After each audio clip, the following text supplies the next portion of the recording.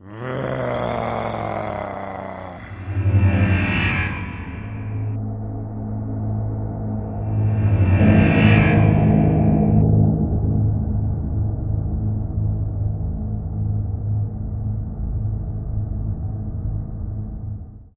and welcome to the 30k channel, a channel dedicated to games set in the HORUS heresy. I'm your host, David Brains, and I have to say, look who I have been joined by.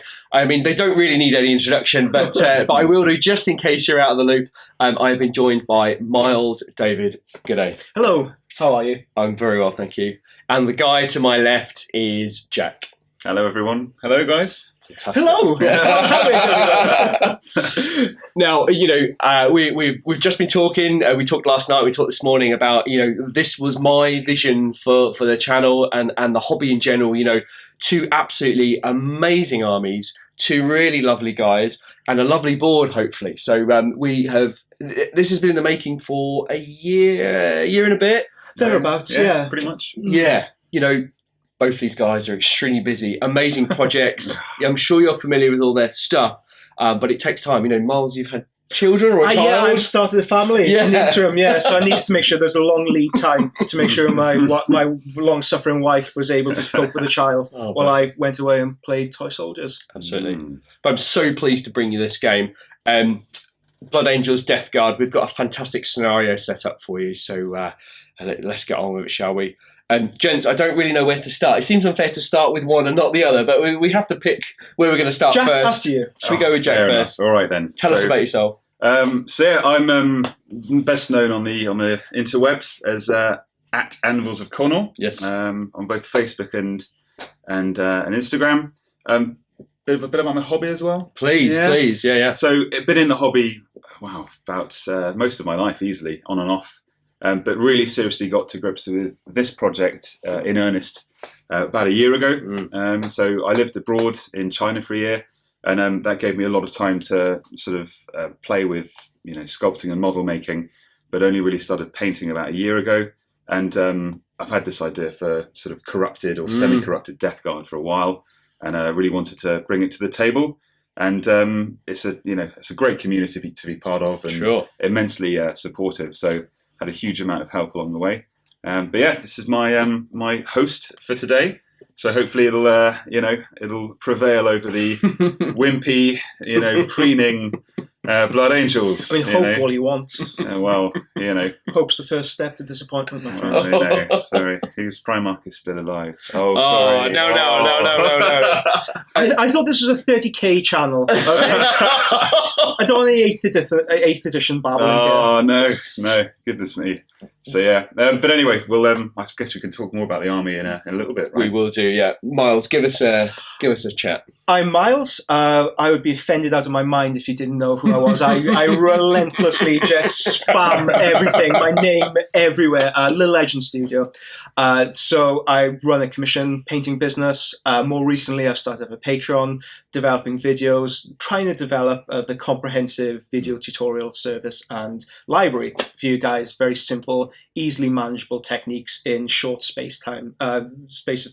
So the videos typically run around 10 to half an hour. Nothing really longer than that, because who in the hell has time to sit down for hours on end watching videos? But so if you did want to improve your painting, you know where to come. Absolutely. I've been involved in the hobby for as long as I can remember. So 2nd edition is probably my first memory, that Blood Angel with the fist on the cover. Oh, yeah. Oh, fantastic. I remember reading on the side, ages 12 and above. I remember thinking, yeah, I'm under that. Yeah, I'm younger than this. When you read about this horrible totalitarian regime and just the horrible grim nature of it as a kid, oh my God, I love that amazing, stuff. isn't it? Yeah, it is awesome. It is awesome. So that's my trajectory as a hobbyist took a very similar lines that I'm sure you'll recognize here. In school, you get to around 14, 15. You don't want to mention it. I don't do this. You go to university, just the blackout years. You get out of university, you get a job, you settle down, and then you're bored out of your mind in the evening. So what do I do with myself? So I was very fortunate that I was a wine merchant at the time, and that I remember Angron coming out from Forge World, and I wanted to paint that guy so badly, but I didn't have the money to do so. So How do I get around that? I know, I'll get somebody to pay me to paint it. Yeah. Best of both worlds. Wow. And that's how the commission business started. And it rumbled on to a time where I was able to do it full-time. I had a list of clients every month. I thought, I'm young enough to do something really stupid with my life here. If it falls through, I got a degree. I was a wine merchant at the time. You'd be right. Yeah, I could drink my sorrows away. So that's how I got started, and that's what led me here today. Fantastic, and it's really difficult to convey how well converted and painted both of these armies are. It is an absolute spectacle, such a feast, and hopefully we'll get tons of photos during the game and the footage will be able to pick up these absolutely spectacular models. Both of these guys have got a lot more. Miles has got a massive case over on the side there with loads of stuff in, and we just wanted to include everything. But we've got some really flavourful lists, haven't we? Mm-hmm. Yeah. So we've got a really awesome idea for scenario. I'm going to let these two boys take us through the scenario, if that's cool. Okay. 50 years before the Great Crusade even happens, our forces are on a joint campaign against an unnamed Xenos force. We wipe them out completely. We are the only living things left on this planet. And as a manner of parting, as a way of saying goodbye in the warrior tradition, we pick a champion from each of our legions to duel against one another, because just shaking hands doesn't really cut it. Doesn't work. Yeah, we need a feast of arms, because I'm sure on campaign there'd be a bit of jocularity, a bit of machismo between the two legions. I take you. So we've decided that both forces need to include a legion champion, partly spurred on by the recent FAQ, the FAQ that happened, that gave champions the access to Paragon Blades. So that's cool. I think we both converted up champions at the same time. Yeah. So that's was the original inception for the army, for the game. We want our champions to duel against one another. Yeah. Wind forward. The heresy is in full flow. We're in some godforsaken system. It's been bombed to hell. This game is a snapshot of a much larger system-wide campaign. We have detected Death Guard legionary movement, especially large artillery pieces. We have shelled that area, an overpass from orbit, shattered and dispersed the Death Guard force. A rapid response unit sent out by the Blood Angel Legionnaires is en route to massacre and destroy any legionary assets before they are reinforced and taken out of the war zone. Try to, at least. Try to, at least. It would be an incredibly boring game if just that would be awful watching. Just as we come in to view, just as our units start to pick up Vox traffic, the champion recognizes the signal code. I know that guy. Yeah. That's the setup for the game. Absolutely. And Miles talked about this overpass. There's a fell blade that's fallen from the overpass rather, to the streets below. And the Death Guard are going to try and salvage it. But as Miles said, the Blood Angels are trying to intercept all this armour. Our champions' names. What's the champion's name, please, Jack? So my 14th Legion champion is called Groon Thrail. Fantastic. My 9th Legion superior champion is Dureal. 7th host. That sounds like a loser's name, mate. So can you spell loser? Don't need to spell, mate. You need to pull a trigger, Come on. That's going to be handy in a knife fight. I'm bringing a sword to a gunfight here. Well, there we go. That's typical 40k logic for you, isn't Yeah. it? Pretty much, yeah. So what we're going to do to decide who has the first turn, we're going to set up one round of combat between these two characters on the steps of one of the cities. So it's almost like they've come out to meet each other, have a bit of a chat, they're going to have a bit of a duel, and then they'll go back to their respective armies and they're going to hit it hard. But it's just to decide who has the first turn. So we're going to try and do a double camera setup, try and capture that in a really elegant way. Now, if after the first turn of combat, no one has drawn a wound or no one has slain the other character, then we'll go to a second round of combat, but we're confident that someone's going to pip a wound off, aren't they? Yeah. If they insta-kill one of the characters, we're not going to... It's just the first to draw blood, almost like the fighting pits, they go to blood, don't they? And then that will decide who has first turn. So that has yet to be decided yet. I cannot wait. I am going to be honest. We had beers last night with a load of other guys from Peterborough. I'll put a photo of that later. There's lots of famous people there. And we had a really good chat, really good conversation, a few beers and some food and stuff. And we've been talking about it and, going to be prepping these guys for today. So I am so excited. The level of quality here is just the best. And I don't mean to disregard anybody that's been before you guys on the channel. Amazing job, but this for me is the absolute pinnacle, and I cannot wait to get stuck in. I want to get those characters kind of knocking each other around. We've made one change to the scenario. We're playing the Blood Feud mission with a Vanguard strike because we've got a very unique looking board.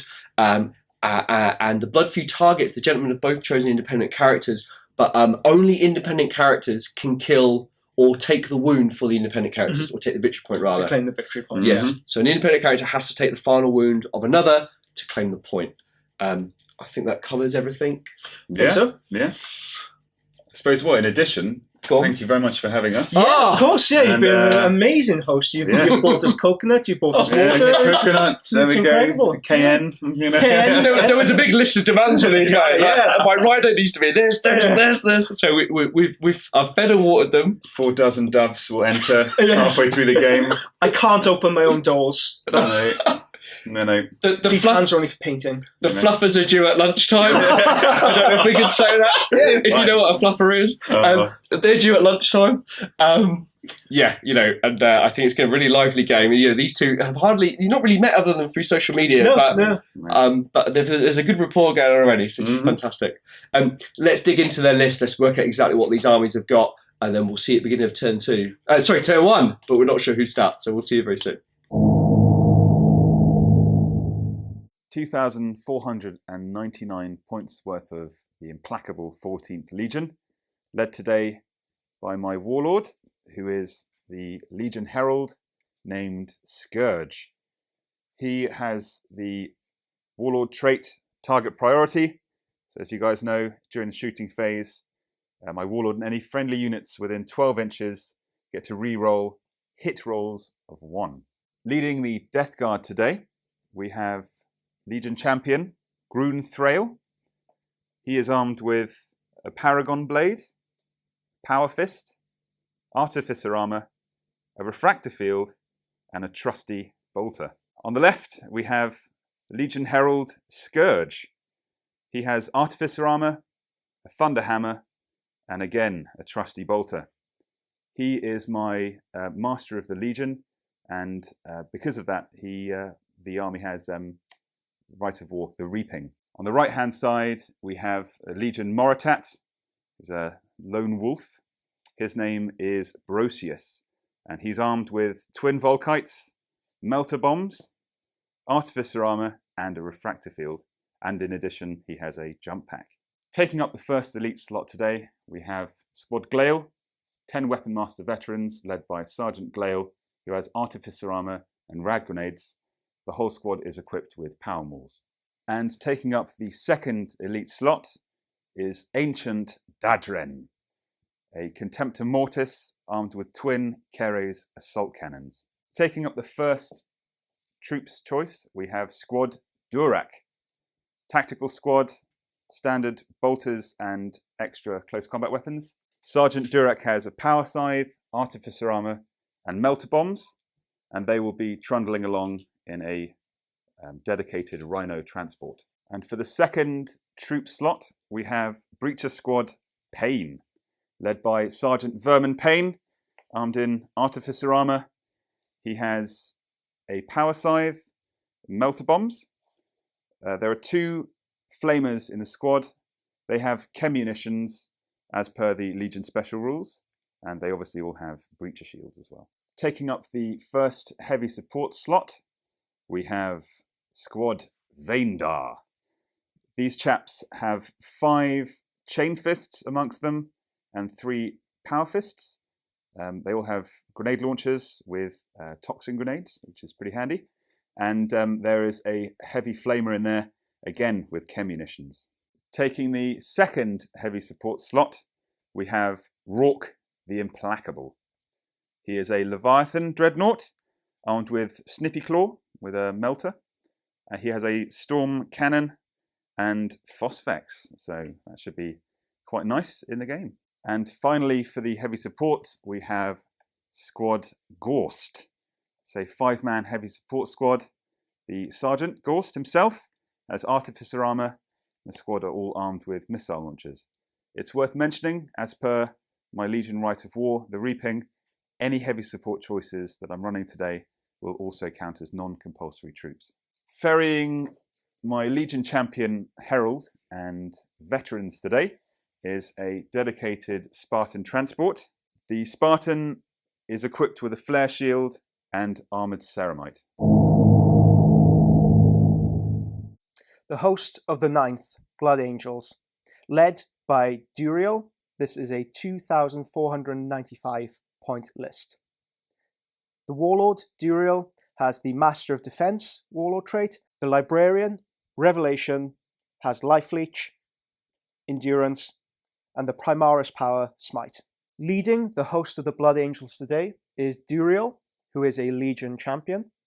He is armed with Artificer armour, a Paragon blade, melter bombs, a refractor field, and a jump pack. Accompanying him today is a Librarian named Revelation. He has a mastery level of 2. He is armed with Artificer armour, melter bombs, refractor field, a jump pack, and the Blade of Perdition. Accompanying them is Chaplain Zarnio, who is also armed with a Blade of Perdition, a combi weapon, melter bombs, and a boarding shield. The first of the elite units in the Blood Angel host are 5 Terminators known as the Dynamesis. They are armed with 4 combi weapons, melter, 2 power fists, and 3 lightning claws. The Sergeant has a combi plasma, which we are representing today through my own fault as a plasma gun. Aiding the host in the other elite choice slot is an Apothecarian detachment. Both apothecaries are armed with power swords, combi weapons, melter, and a jump pack. The first of the troop units in the host of Blood Angels are 5 Assault Marines. 14 Assault Marines with 2 power weapons, modelled as seen, 1 Assault Sergeant with Artificer armour, power weapon, power axe in this case, melter bombs, and a combat shield. We have another unit of 15 Assault Marines in the troop section, 14 Assault Marines with 3 power axes, and these are armed with melter bombs. The Assault Sergeant has Artificer armour, a power axe, and melter bombs. Filling out the troop section, we have a third unit of Assault Marines, 14 Assault Marines with 3 power axes.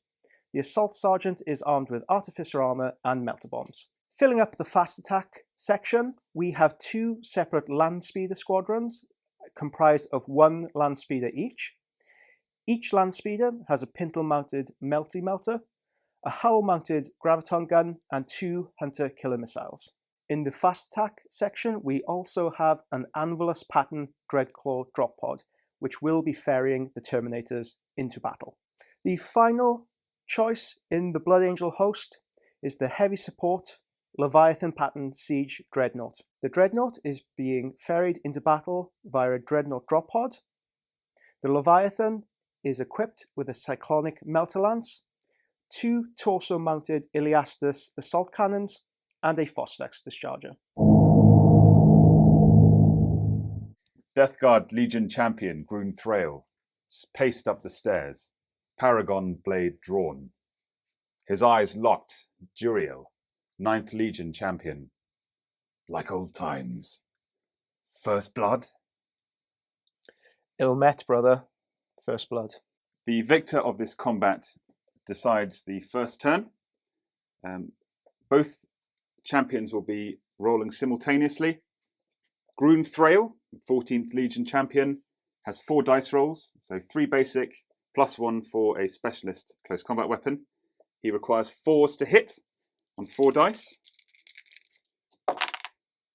So he has a master-crafted Paragon blade, so he gets to re-roll 1 of those.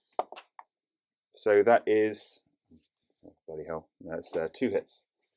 Dureal of the 9th has 3 attacks base, and he will be swinging again with a Paragon blade. I have 1 hit, re-rolling 1 for mastercrafted. I have 2 hits. 2 hits apiece. To wound, Dureal, as he is a Blood Angel, gets +1 to wound. So I will be wounding on 2s. Cock dice. It's a rather shame because it came up a 6. I have 2 wounds, no instant death. The 14th Legion champion needs 3s to wound. So 2 wounds with instant death. Okay, I will take the instant death hit first. So he has a refractor field, 5 up invuln, which I make. Very nice. And the other wound, 5 up, which I also make. Okay. I'm taking both mine on a refractor field save, 5 up. So let's roll them together. Oh, takes a wound. First blood, Blood Angels. I think with this duel, we have decided that this isn't a duel to the death. This is an intro. This is a rather not so friendly introduction to one another. Blood Angels get first blood. We have the initiative. We take the first turn.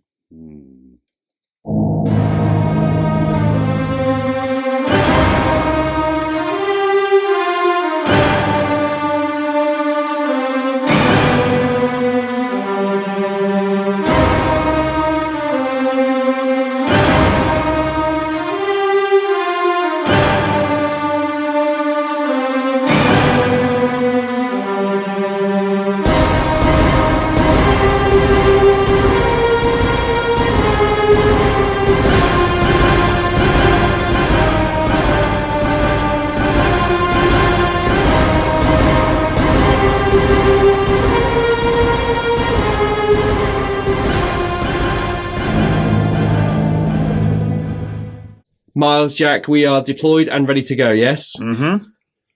Excellent news. Now, Miles, you won the challenge, yes? I did indeed. Dureal did me proud. Managed to get first blood against whatever his name is. Oh, green trail to you, boy. Starting already. So, because I won the challenge, I get first turn. Yes. All right, let's have a friendly handshake. Good luck, gents. Congratulations. Oh, okay. Oh. Wow, look at that.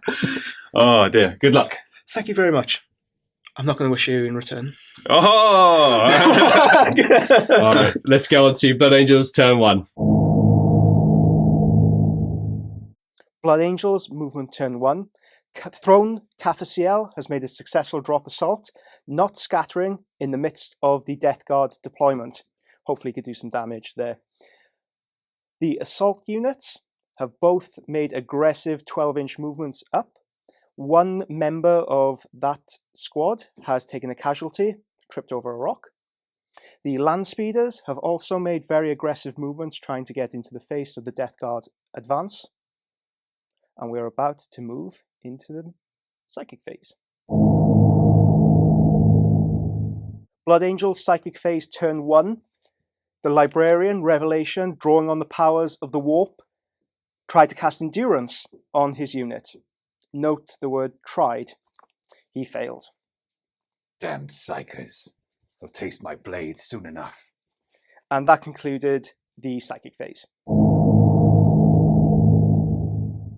Blood Angel shooting turn 1. The Leviathan Dreadnought throwing Cafasiel is taking aim at the enemy Spartan. I'm firing my Melter Lance into the side through the Grave Warden squad, conferring a 5+ cover save to the Spartan.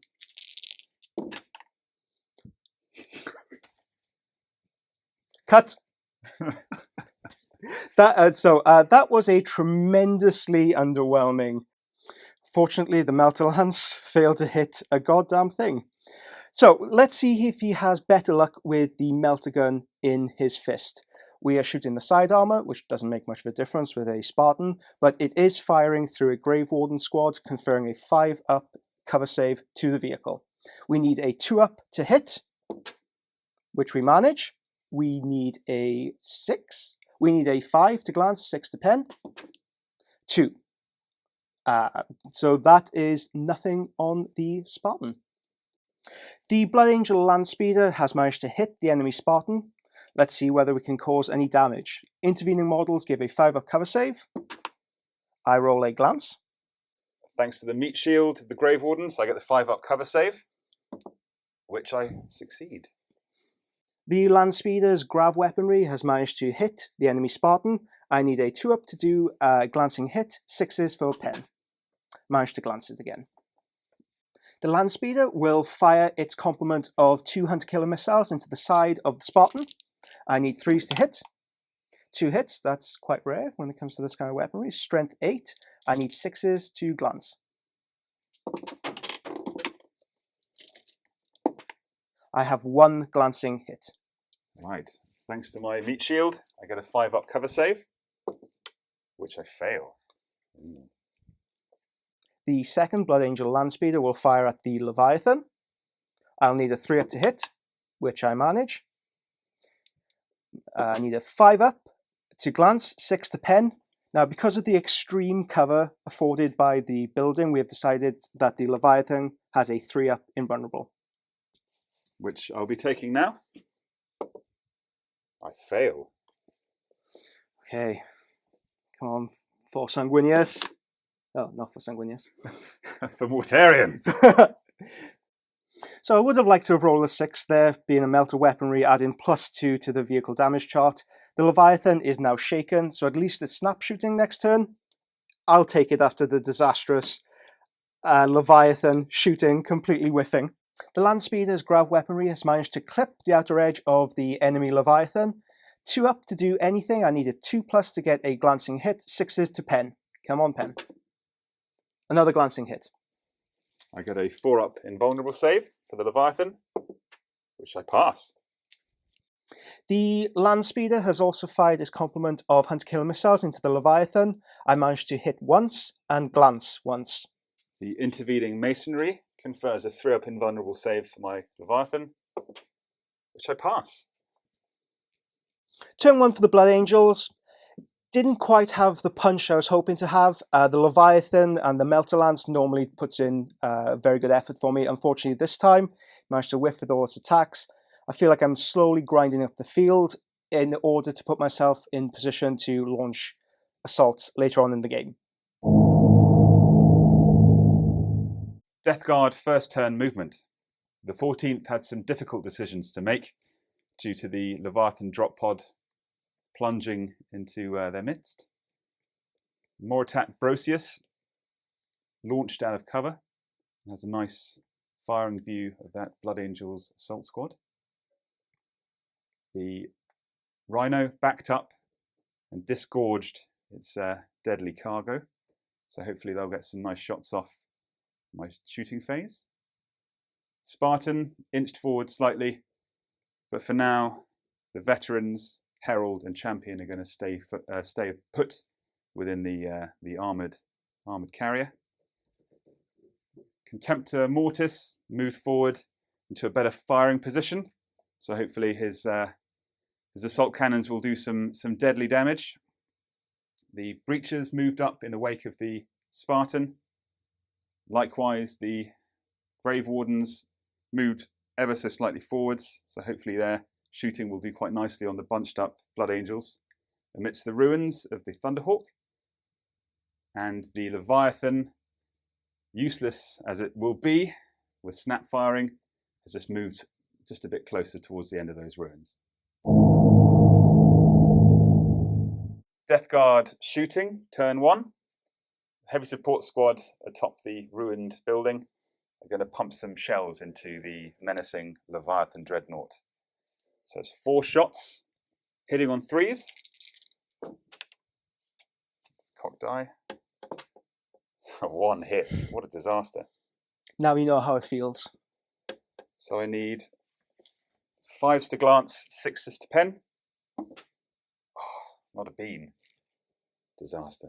With limited options, the shaken Leviathan is going to take some pot shots at the encroaching Blood Angels assault squad. So he's snap shooting, so I need 6s on 6 dice. Not a thing. So the Leviathan will be using power of the machine spirit to fire a twin-linked las cannon into the Leviathan Dreadnought. So it's 2 shots, hitting on 3s. Both hit. It's strength 9, 5 to glance, 6s to pen. 1 glance. I have a 4-up invulnerable save, which I do not make. scratch the paintwork. The primary target for the Spartan is the heavily obscured Blood Angels land speeder, so shooting the heavy bolters and las cannons. Heavy bolters require 6s to hit. So they're twin linked. So 2 hits. 5s to do anything. Nothing. Now they will be firing the twin linked las cannon. So it's 3s to hit. Reroll the miss. So 2 hits. The being strength 9, a 1 is a glance, and the 5 is a penetrating hit. Now, I chose not to jink because it is shooting through a dreadnought drop pod, which gives me shrouding, and knife fighting is in effect, so I have a 4-up in Vun. I feel lucky. I feel like I can take my chances. So let's try the penetrating hit first, 4-up, which I do not get, and the glancing, nada. Superb. I was hoping the land speeder might explode, but sadly it's just been removed from the board entirely.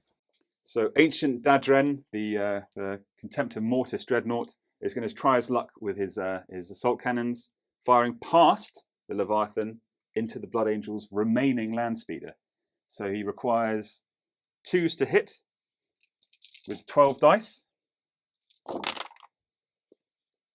So that is 8 hits. Scoring 8 hits with the assault cannons, I now require 4s to glance and 5s to pen. Let's cock die. Cock die. It's not a bad result. Splendid news, the Contemptor Mortis has neutralised the remaining land speeder, so that will give me a little bit of room to breathe now. Moritat Brosius led off a fusillade of hits against the unexpecting assault marines, scoring 7 hits and 5 wounds. So let's see how he manages to save. So to begin rolling up my saves, I will be doing it 3 at a time. Anything after that will be on the power axe. So let's take the first 3 saves out of... Oh, I didn't want to see that. So that's 2 down, and let's do these individually. Save, save. Okay. So that's 2 dead. So due to Deflagrate, I get to roll 2 more wounds. Nothing. I'll take the 2 dead though. Death Guard Tactical Squad led off a salvo of bolter shells into the assault marines. 2 at the front were in the position to double tap. So it was 12 shots. They managed to score 10 hits and then 8 wounds, which is great. We've decided to take these 3 at a time. The first Marine is a regular assault Marine. The next in line is a Marine with an axe. Then after that, it could come to the Sergeant. So let's take them 3 at a time. Let's see what Fate has in mind for us. So there's 2 dead immediately. For the remaining dice, we'll do this 1 at a time to make sure that it's in the correct order. So let's see if that Marine can tank these. Save, save, save. Come on, unnamed Marine. Oh, what champion. What a hero. The Grave Wardens managed to score a whopping 30 grenade hits using toxin grenades against the assault marines within the ruins of the Thunderhawk. 23 of those managed to wound on that 3-up sort of poison. We've decided to break up taking saves 12 at a time before we reach any artificer armor. So the first 12 saves.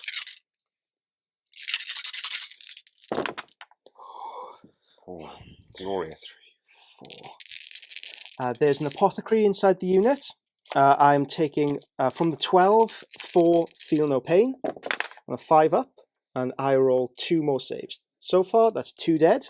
The Blood Angels will now prepare the final 11 wounds. 3-up. I fail 1, 2, 3, 4, 5, 6. Wow, that was good dice rolling today. From these, I have a 5-up, feel no pain. 1, 2, 3, 4 Marines succumb to the toxins of the Death Guard. 5 Blood Angels succumb to the Death Guard toxins. A bruising turn for the Blood Angels from the Death Guard shooting. Both units have fortunately passed their leadership checks, and will remain in the game. I cannot complain at all with that shooting phase. Managed to take out both of his land speeders, which would have caused me serious issues later down the line, and whittled down one of his assault squads by 7 troops from the Grave Warden's shooting, and the Moritat and tactical squad were able to take off 2 casualties off of the unit near them. Now I'm going to attempt a cheeky charge from the breachers with their melter bombs into that incredibly intimidating Leviathan. Death Guard assault phase, turn 2. The breacher squad declared a charge against that pesky Leviathan. And the Leviathan, making up for his previous shooting phase, unbelievably managed to roll 2 6s with the Melter Lance, killing 1 Death Guard, and rolling 2 6s with the Iliastus Assault Cannon, killing a further 2 Death Guard Marines. Now, unfortunately for me, that widens the gap for the charge, and due to the void hardened armour, they infer a further -1 penalty to that distance. So I'm just going to roll the charge distance now. So I need a 6. Yes! Oh! I get it. Those melter bombs are going to get slapped on that bad boy. The combat will see the Blood Angel Leviathan thrown Cathasiel, throw down first with a higher initiative value. I am hitting on 3+, all but 1, and I'm smushing on 2s. So that's 3 invulnerable saves for you to make. The breaching shields confer a 5-up invulnerable save to the breachers, of which I fail all 3. Striking at initiative 1, the 4 remaining breachers will slap their melter charges onto the Leviathan. So I need 4s to hit. Okay, 2 managed to hit. 2d6 armour penetration with armour bane, needing a 5 to penetrate. To glance, sorry. Okay, so that's 1 penetrate. And an additional penetrating hit. And they get... Oh, sorry. So the Leviathan has a 4-up invulnerable save. Makes 1. 1 penetrating hit goes through. Okay, so that gets +2 on the armour, on the damage table, sorry. Come on. Roll low. Blow this boy up. Oh, okay, 6, not bad. immobilized. So immobilized. The melter bombs scored a penetrating hit, immobilizing the pesky Leviathan. However, my breacher squad broke from combat, but weren't run down because of the immobilized result. I feel like the Leviathan is in a prime position anyway. So if I were to be immobilized anywhere, I'm glad it's there. It'll be scrapped soon. Blood Angels, turn 2. We have a reinforcement in the form of 5 Terminators in a Dreadclaw assault pod. Moving across the field, the Leviathan has chosen to stay where he is. And the Assault Marines are doing a mad dash towards the Death Guard lines. The Blood Angels need to get to grips with the Death Guard early to keep the momentum of the assault in our favour. Can you just quickly tell me the fact that your character has Oh, changed yeah, of course, yeah, as well? sure. That'd be really cool. So if I change... So which character was it? So it's the Librarian Yes. and the Champion. Great stuff. So just quickly tell me about that. The Librarian and the Champion have chosen to move into a different unit. So the Mark IV unit instead of the Mark V jump packs. They've moved over to try and do a little bit of a tricksy maneuver to see if we can spike those very horrible Death Guard Overwatch hits. You can try, whelp. Blood Angel, turn 2, Psychic phase.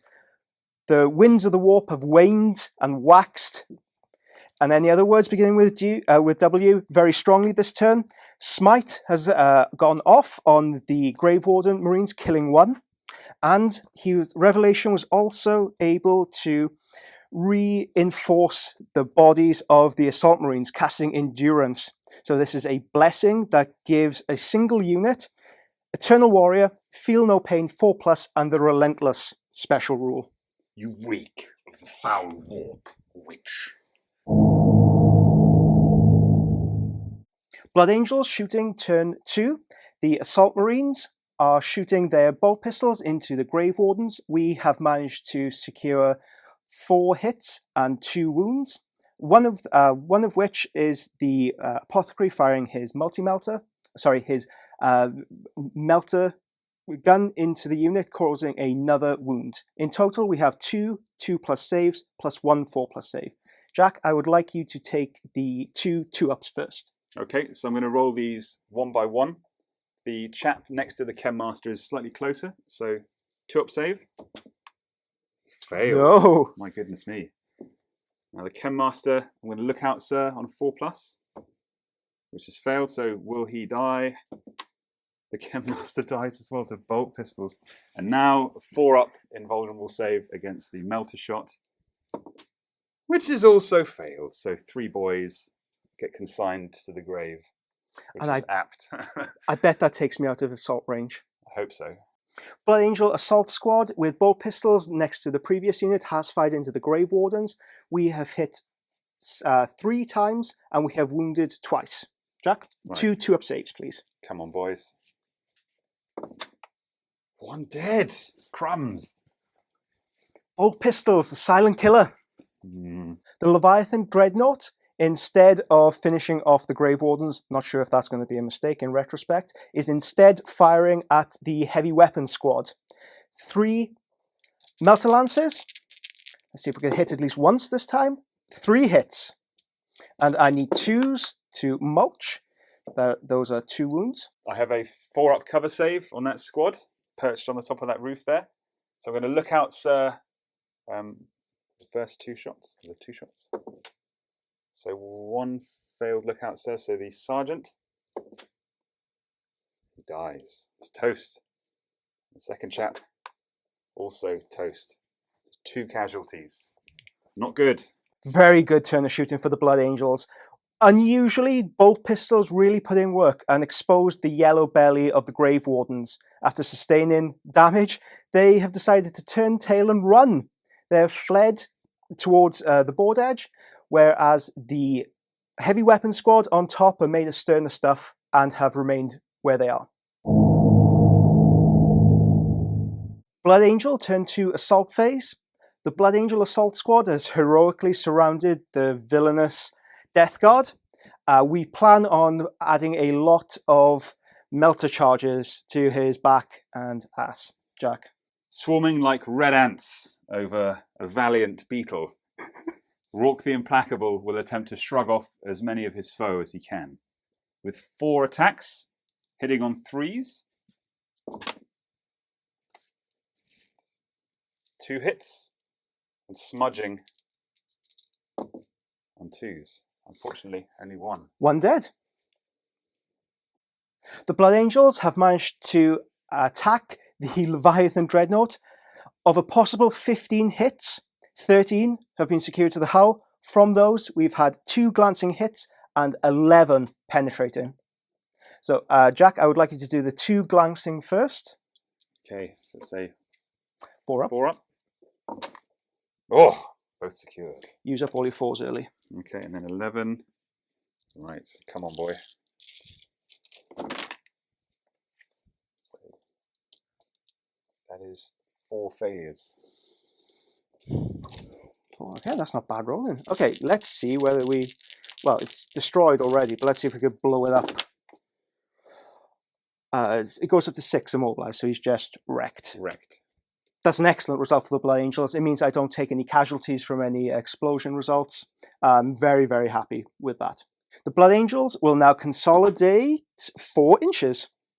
Blood Angel turn to summation. Well, what a hell of a turn. We've had our reserves come on successfully. We've bum rushed the Death Guard line. I'm fair to say that I've taken a significant chunk out of that, what seemed like a very solid line. The Leviathan's down, the Grave Wardens are in retreat. The Death Guard line is looking utterly abysmal right now. We have punched through the traitor line. Now we just need to keep this momentum going. My turn now, cur. Death Guard turn to movement. Unfortunately, my breachers have decided to turn tail and run. So, the only Craven unit in the army. Let's hope they don't run off the board next turn. However, the 3 remaining Grave Wardens have stood their ground and will attempt to select some targets for the shooting phase. The tactical squad have started to make way towards the heaving throng of red armoured soldiers in the middle of the board. The Moratat has got a clear line of sight and is going to shoot those pigs in the back like they deserve. The Spartan has disgorged its deadly payload, and hopefully the champion herald and weapon master vets will join the fight. The Contemptor Mortis has selected some targets with its assault cannons, and the missile troops are staying put on the top of the building there. So I really hope I can make some impact now, because the Blood Angels have really started to get some momentum up with those troops in the middle, and I don't want them to keep that up.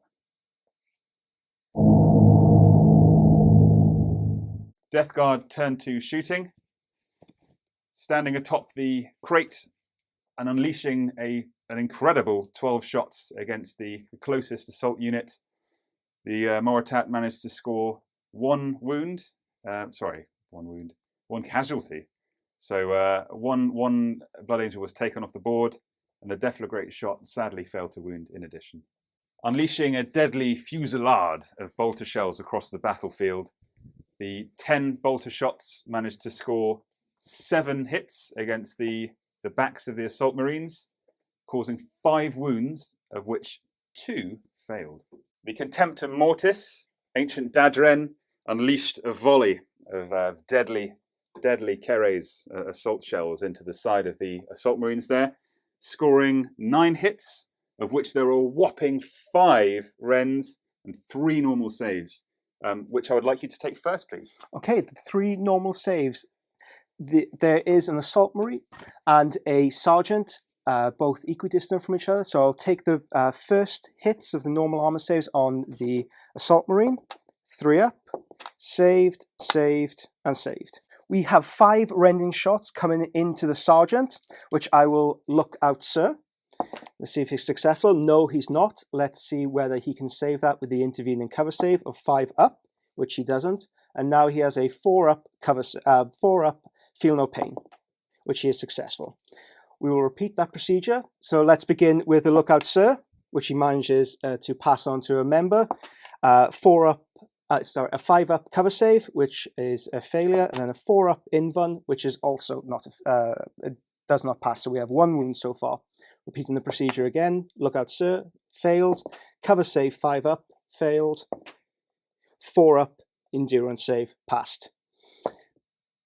He has failed his lookout, sir. 5 up cover, successful.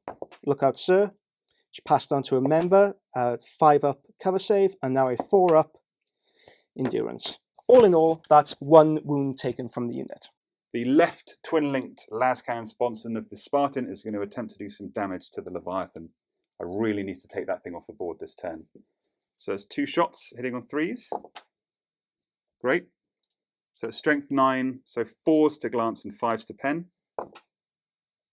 So 1 glancing hit. 4 up invulnerable, which I fail. There's 2 hull points placed on it. Missile support squad Gorst are going to try and pump 3 crack missiles into the Charybdis, needing 6s to hit. Nothing. The rallied Grave Wardens tried to pump some crack grenades into the assault unit with the champion, but sadly failed to do nothing at all. The champion, herald, and veterans that have finally emerged from the Spartan have taken some shots with their bolt pistols onto the same unit of assault marines that are now under the shroud of endurance. Of the 12 shots, 9 hit and 8 wounded. I will take the saves, so it is a 3 up to begin with. Because they have endurance cast on them, I need 4 up, feel no pain. That is 2 wounds. 2 dead. Excellent. Death Guard assault phase, turn 2. After leaving the sanctuary of the Spartan, stepping out onto the steps overlooking the plaza, and trying to get to grips with the assault marines, I needed a roll of 4 on 2 dice, and I got a 3. Bugger. End of turn 2 for the Death Guard. Now, after what was quite a promising shooting phase from all round, pretty much, the veterans that I really had hoped that would get into combat with the champion unit on the Blood Angels side, they made a catastrophic failure of a dice roll and are staying put for now. So let's hope they can weather the storm that is the Blood Angels turn 3. Blood Angel movement turn 3.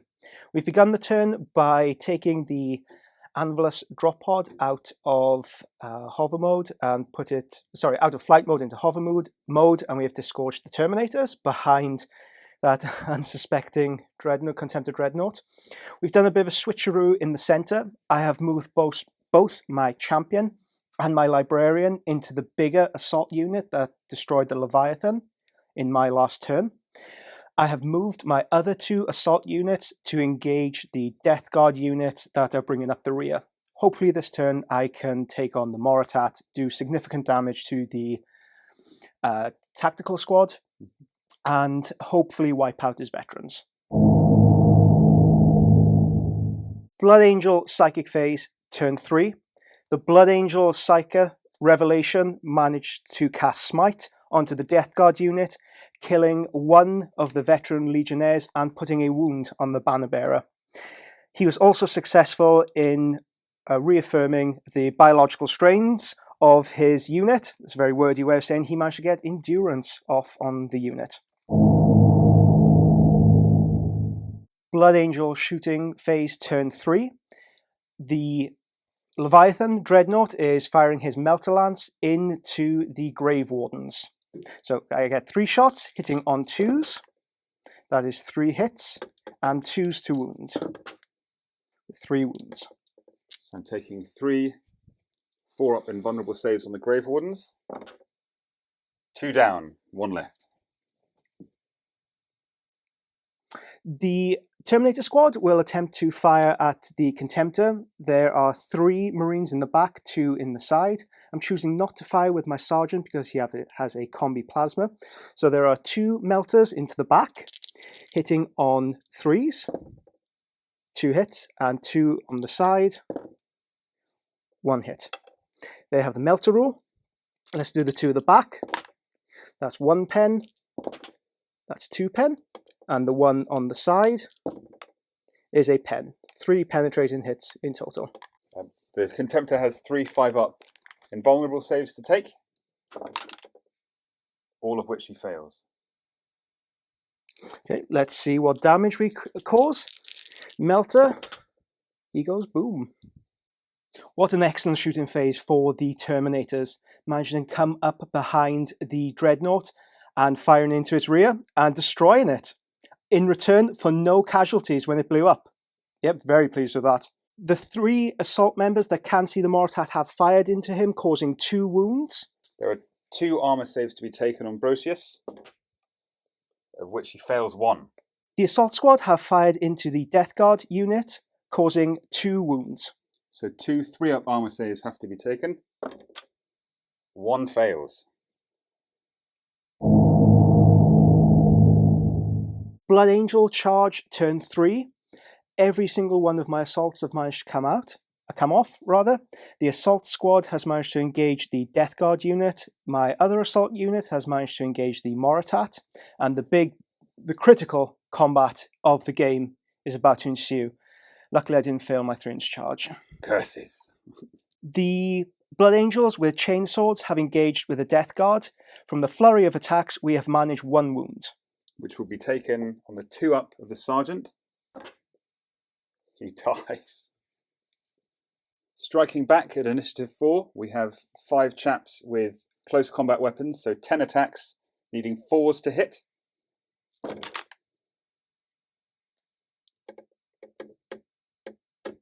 And even though the Sergeant has perished, the rad grenades still hold true at initiative order, so I need 3s. So that is 5 wounds, please. 4, 5. 5 saves. I will start rolling my wounds against a basic marine, so I need a 3 up. I'll roll these one at a time. First one down. Okay, next up, we have the veteran sergeant with 2 up artificer armour. Let's see if he can tank these. Yep, and yes. Striking at initiative 1, the sergeant and the marine armed with an axe have a combined attacks of 7. I need 4s to hit. Okay, that's not bad. And 2s to kill. I have +1 to wound through my axe, and because I'm a blood angel, I get a further +1 to wound. That's 1, 2, 3, 4, 5 dead marines. Having been cut down by the Blood Angels in a brutal assault, the unit now has to take a leadership check, which requires 4 or less, otherwise they break. They break, but are they hounded? So we roll initiative each. I have a total of 6 and 6. Fantastic news. We've swept the unit. So we have a consolidation of 3 inches. Striking at initiative 5, the Moritat has an opportunity to pistol whip some of the Blood Angels into submission. So with 3 attacks, including his counter attack, he has to hit on 3s, of which 1 hits, and he's wounding on 3s as well. He causes 1 wound. Okay, I'll take this on the sergeant who is in base space contact. This is a 2-up save, which he manages. Curses. The Blood Angel assault unit has attacked the Moritat at initiative 4. After a flurry of attacks, we have garnered 3 wounds on him. So 3 2-up saves have to be made, or he's toast. He is dead as the Imperial Truth. Yeah.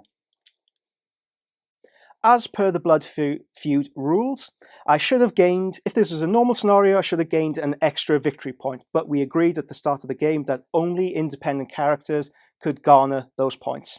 After pistol whipping the Moritat back, we have consolidated 5 inches.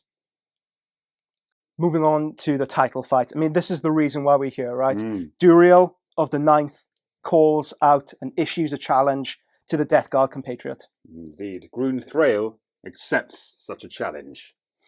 Okay, Dureal will roll 4 die, throw it with his Paragon Blade.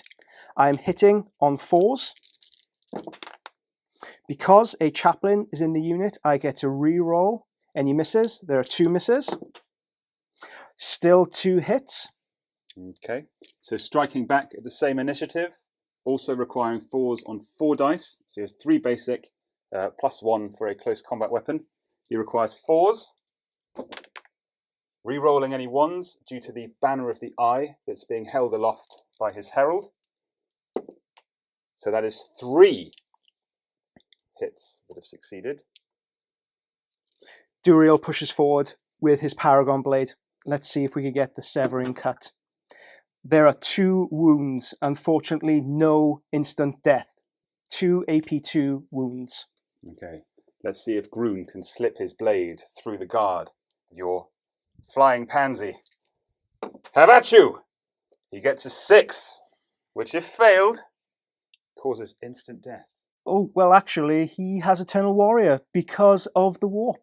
Thank you very much, Edict of Nicaea. That's really worked in my favour. Filthy warp! Filthy witches! I would like you to take 2 of your 5-up invulnerable saves, please. Okay. They'll be taken now. Both failed.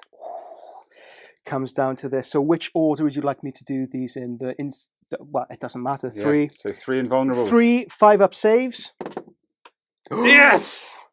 Feel no pain. 4 up. Only takes 1 wound. Dureal emerges triumphant on the dead, useless carcass of your Death Guard. Traitor. We come into the initiative 5 step. Unfortunately, Revelation is a bit tardy to the fight, and he cannot make it because of the press of Blood Angel bodies. However, my chaplain has no such impediment. He has 3 attacks base, 4 for charging. He will be swiping with his Blade of Perdition. Now, because there are no multi-wound models in the unit, wounds will not double up at the end of the wound phase.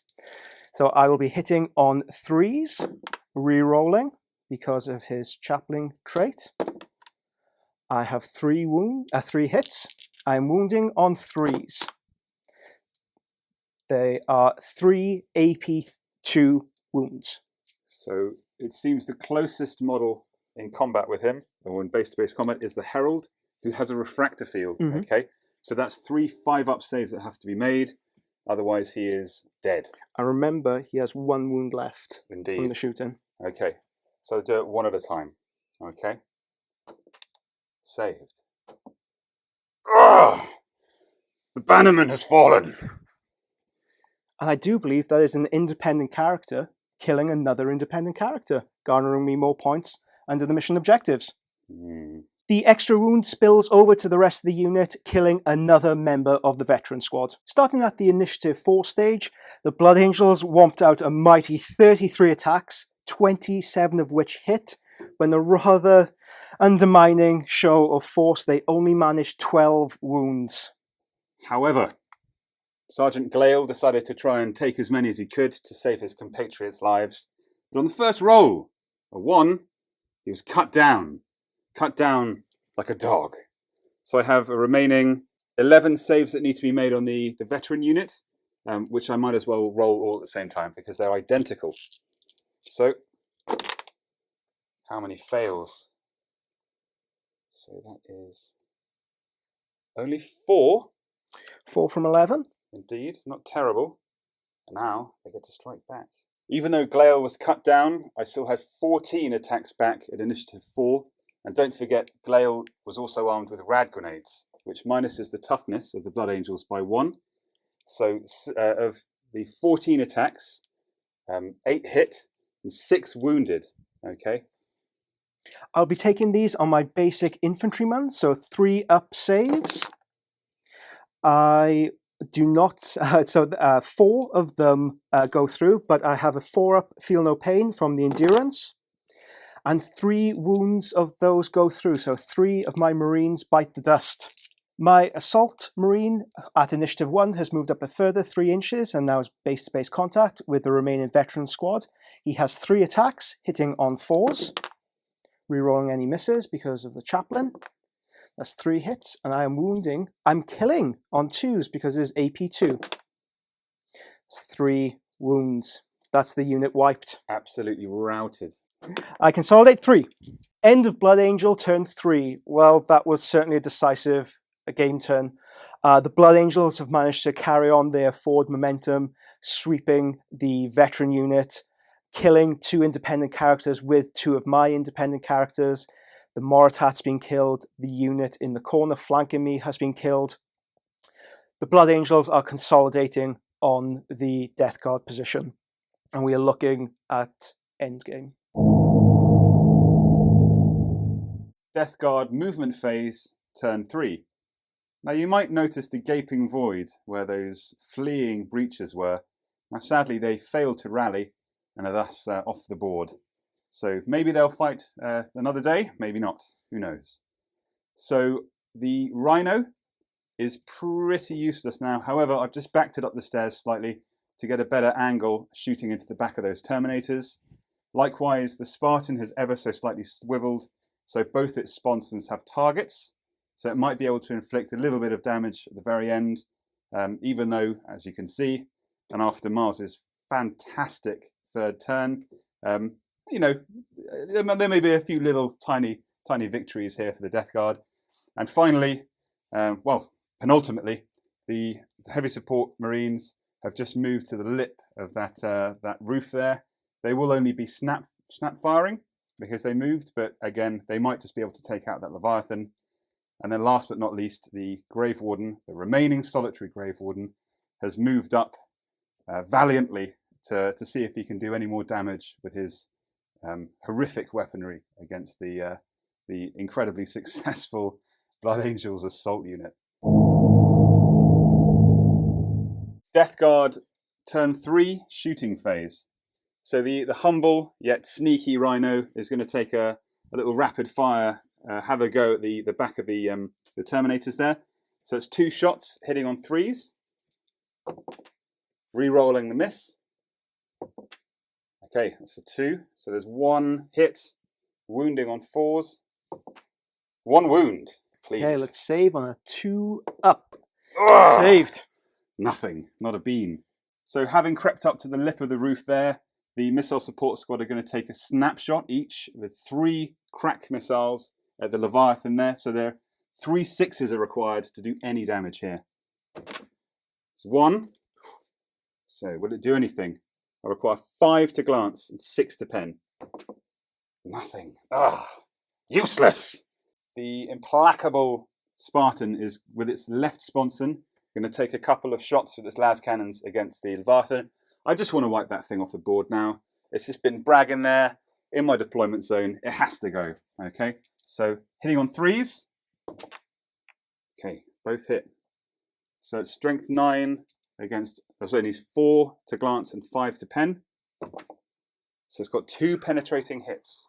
I need 2 saves of 4 plus invulnerable. Okay. 1 penetrating hit has gone through. Okay. Let's see the damage. What does it do? So it's 4 plus. Plus 2 because it's AP1. Yeah. Oh, plus 1 because it's AP2. So that goes up to a 5. Okay. A great result. We managed to destroy the Phosphex launcher. I would have gone for the Melter Lance, or ideally to have blown the damn thing up, but I'll settle with that. The right sponson is going to take a couple of shots with the las cannons at the assault unit, needing 3s to hit with rerolls. So 1 reroll. So that's 1. So it's 2s to cause a wound. So it's 1 wound. Because of endurance, giving me the 4-up feel no pain ability plus Eternal Warrior, I get a 4-up save from this las cannon shot, which he typically makes. Takes it on the chest. What a pro. And finally, with the heavy bolter into the same squad there, I need 6s to hit with this one. Okay. But there are rerolls because it's twin linked. So that's 1.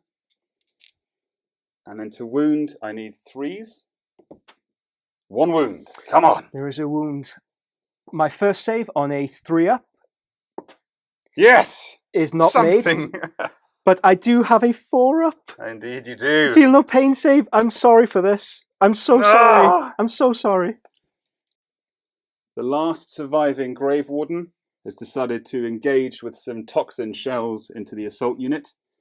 But his aim is, his targeting optic must have been slightly damaged in the whole sort of combat, or as it were, the whole event. Massacre. Massacre. Many words you could say. Many you could say. Rout is another one. Well, it is, isn't it? So I know a few other 4-letter words. But anyway, so unfortunately, though he managed to hit 5 with the toxin shells, he also managed to get himself twice. Okay, which isn't great. Okay, so I need 5 3-up rolls to wound. So 5 wounds in total. Okay, 1, 2, 3, 4, 5. I'll take these on my grunt. 3-up save. Ooh, diabolical rolling there, but thank you to endurance. 4-up. 2 die in the Assyrian toxic hellhole. 2 wounds that have bounced back on the Grave Warden. So 3-up. 3-up. I wound once. So 2-up armour save. He survives. Not bad. Not bad at all. Death Guard turn 3, assault phase. In one last-ditch attempt to preserve some of the Legion's honour in the face of this, as Miles quite aptly called it, rout, the last remaining Grave Warden is piling in to the assault unit. However, because he has a power fist, he's striking initiative 1. The Blood Angels, seizing on the initiative, have struck forward both the Librarian and the Chaplain, aided by their commander's Warlord trait of Master of Defense. Get the counterattack ability and add +1 to their attacks. So instead of rolling 3 dice each, they roll 4. I will start with the Chaplain, who is striking the Grave Warden with a Blade of Perdition. I need 3s to hit, re-rolling. because of the chaplain ability. 2 have hit so far, 3 have hit in total. I need 2s to wound. This is an AP2 blade. That's 3 wounds. Because of the Blade of Perdition, the remaining Grave Warden has to take 3 4-up invulnerable saves. Let's see if you can go against the odds. Oh, cut down in his prime. Let's consolidate with the unit. We consolidate 5 inches. Death Guard turn 3 summary. Well, what can I say? With limited choices, there wasn't a huge amount that could be done by the 14th. Just trying to staunch an open wound, really, a bit harsh. However, I was able to inflict 2 wounds, 2 casualties on the assault unit with the last efforts of the incredibly brave. He'll be immortalized in song and odes and whatnot, or not, maybe. No one will remember him because there's no one left to remember him. Well, either way, you managed to take out 2 of your chaps, so I'm happy with that. Blood Angel, turn 4. A bit more of a consolidated turn here. We have moved the Terminators to engage the remaining Rhino that tried to shoot them. They're not best pleased about that. The Assault Squad that has Melter Bombs has surrounded or tried to surround the remaining Death Guard Spartan. And up top, the Librarian and the Chaplain have decided to take out the enemy heavy squad. The Blood Angels have scented the kill, and they are going in to consolidate any gains and maintain the momentum that they've built up thus far. I feel like I have all the weapons, I have the opportunity to wipe the Death Guard off the surface of the planet. Blood Angel, turn 4, turn review. At this point, the Blood Angels are securing the battlefield, wiping off what little resistance that is left. The Terminators have engaged the Death Guard Rhino and have destroyed it.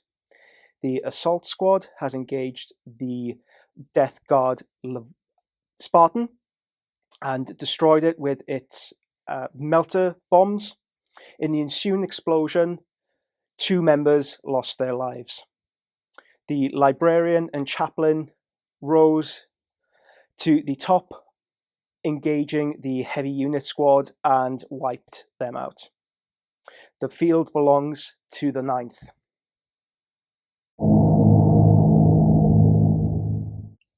That's it. The spectacular that was Blood Angels versus Death Guard is over. It ended on turn 4. Yep. And it ended in a wipeout.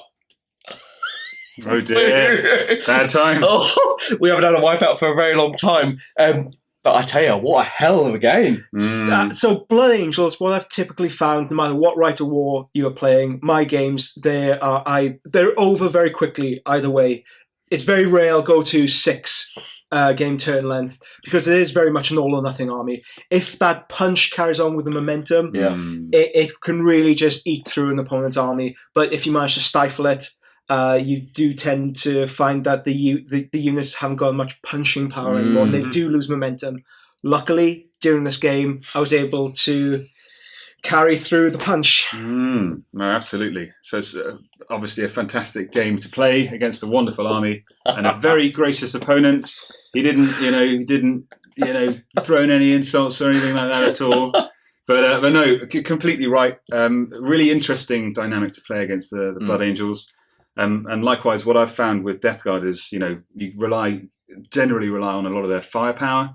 The Grave Wardens, they did pretty well for me against that sort of massed assault unit in the middle, or units, I should say. Sure. But like you said, that sort of turning point, end of my turn 2, just failed that charge. 4-inch charge required. Rolled a 3. 3-inch charge. Yeah. I mean, should we talk about it? I mean, I'd rather not. It's a head. Don't rub salt in the wounds. No, so that I put a lot of import on this unit that I've got here, and obviously the champion that was part of them as well. They had a lot going for them, and I think that if they'd have made that charge, it really would have taken a bit of the swing out of your punch there. So it's really interesting. We get lots of situations like this where someone builds a particular unit, they've got all the modifiers, so you're obviously going for the insta kill on strength 6, insta killing on 3s. or 2s, but because it's strength 6 and they're down to toughness 3. So a lot of people in the community build these lists and they sit at home and they math hammer these lists out. They go, if I take this unit with this unit, then it'll do this, this, this, and this. It's all about the delivery, and unfortunately, it was that charge distance, wasn't it? It's all down to the dice. So as much as you math hammer at home and you go, and I see it all the time, people come into club or different community or different places, they go, oh, I've got this amazing list. It does this, this, this, this.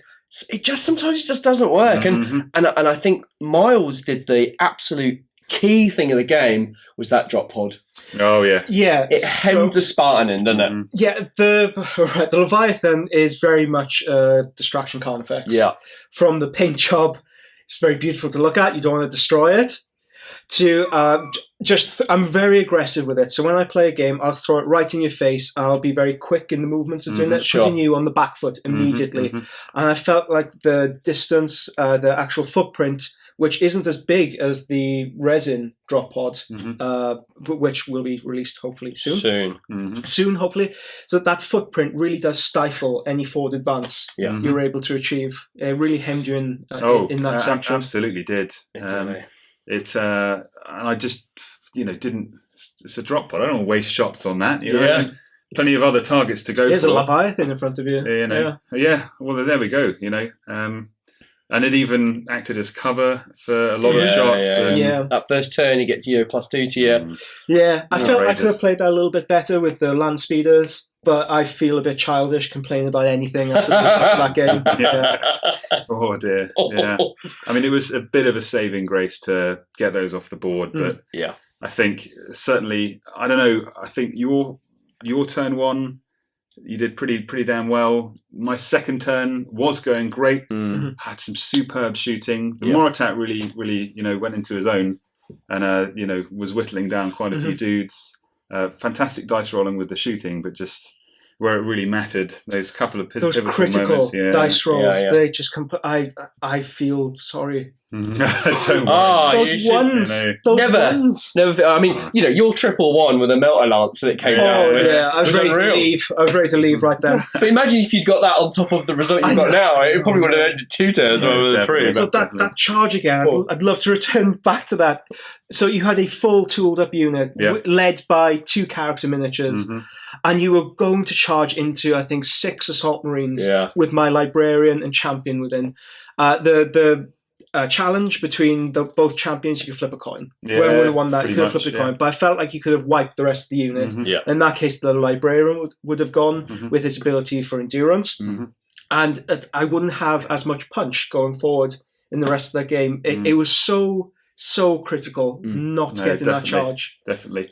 I think I could probably have been a little bit more tactical with the placement of my herald, because he died quite early on in that combat, and therefore the actual effect of his banner wasn't around, so I might have been able to whittle a few more down. But can you plan for that kind of charge? That's the thing. Yeah, it's tough. So he was positioned perfectly for the charge. Yeah. But I think I definitely think your librarian was your absolute number 1. So I've played this list a few times. I know what things work and what don't. Something with Blood Angel characters. So what I typically do, I'll have Dreadnought drop pods to cut off a section of the army. Of the board, rather. And my Blood Angel units are very quick. They can get around the board when and as needed. The characters have to supplement bigger units. It's vitally important that they keep moving around other assault units. Yeah, of course. Once one becomes whittled down, you can bounce your librarian into a bigger unit, cast endurance. Yeah, of course, definitely. And you get all the benefits that start to stack one on top of another.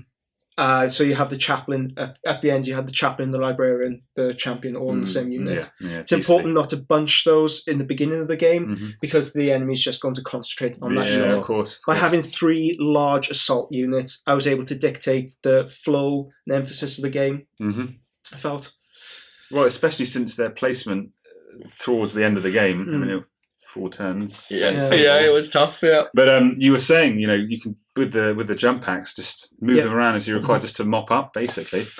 So towards the end, where I was about to charge your veterans, there were a few outstanding units. The veterans, you had a couple of Grave Wardens left, the guys with the missile launchers, the Moratat, and your Death Guard tactical.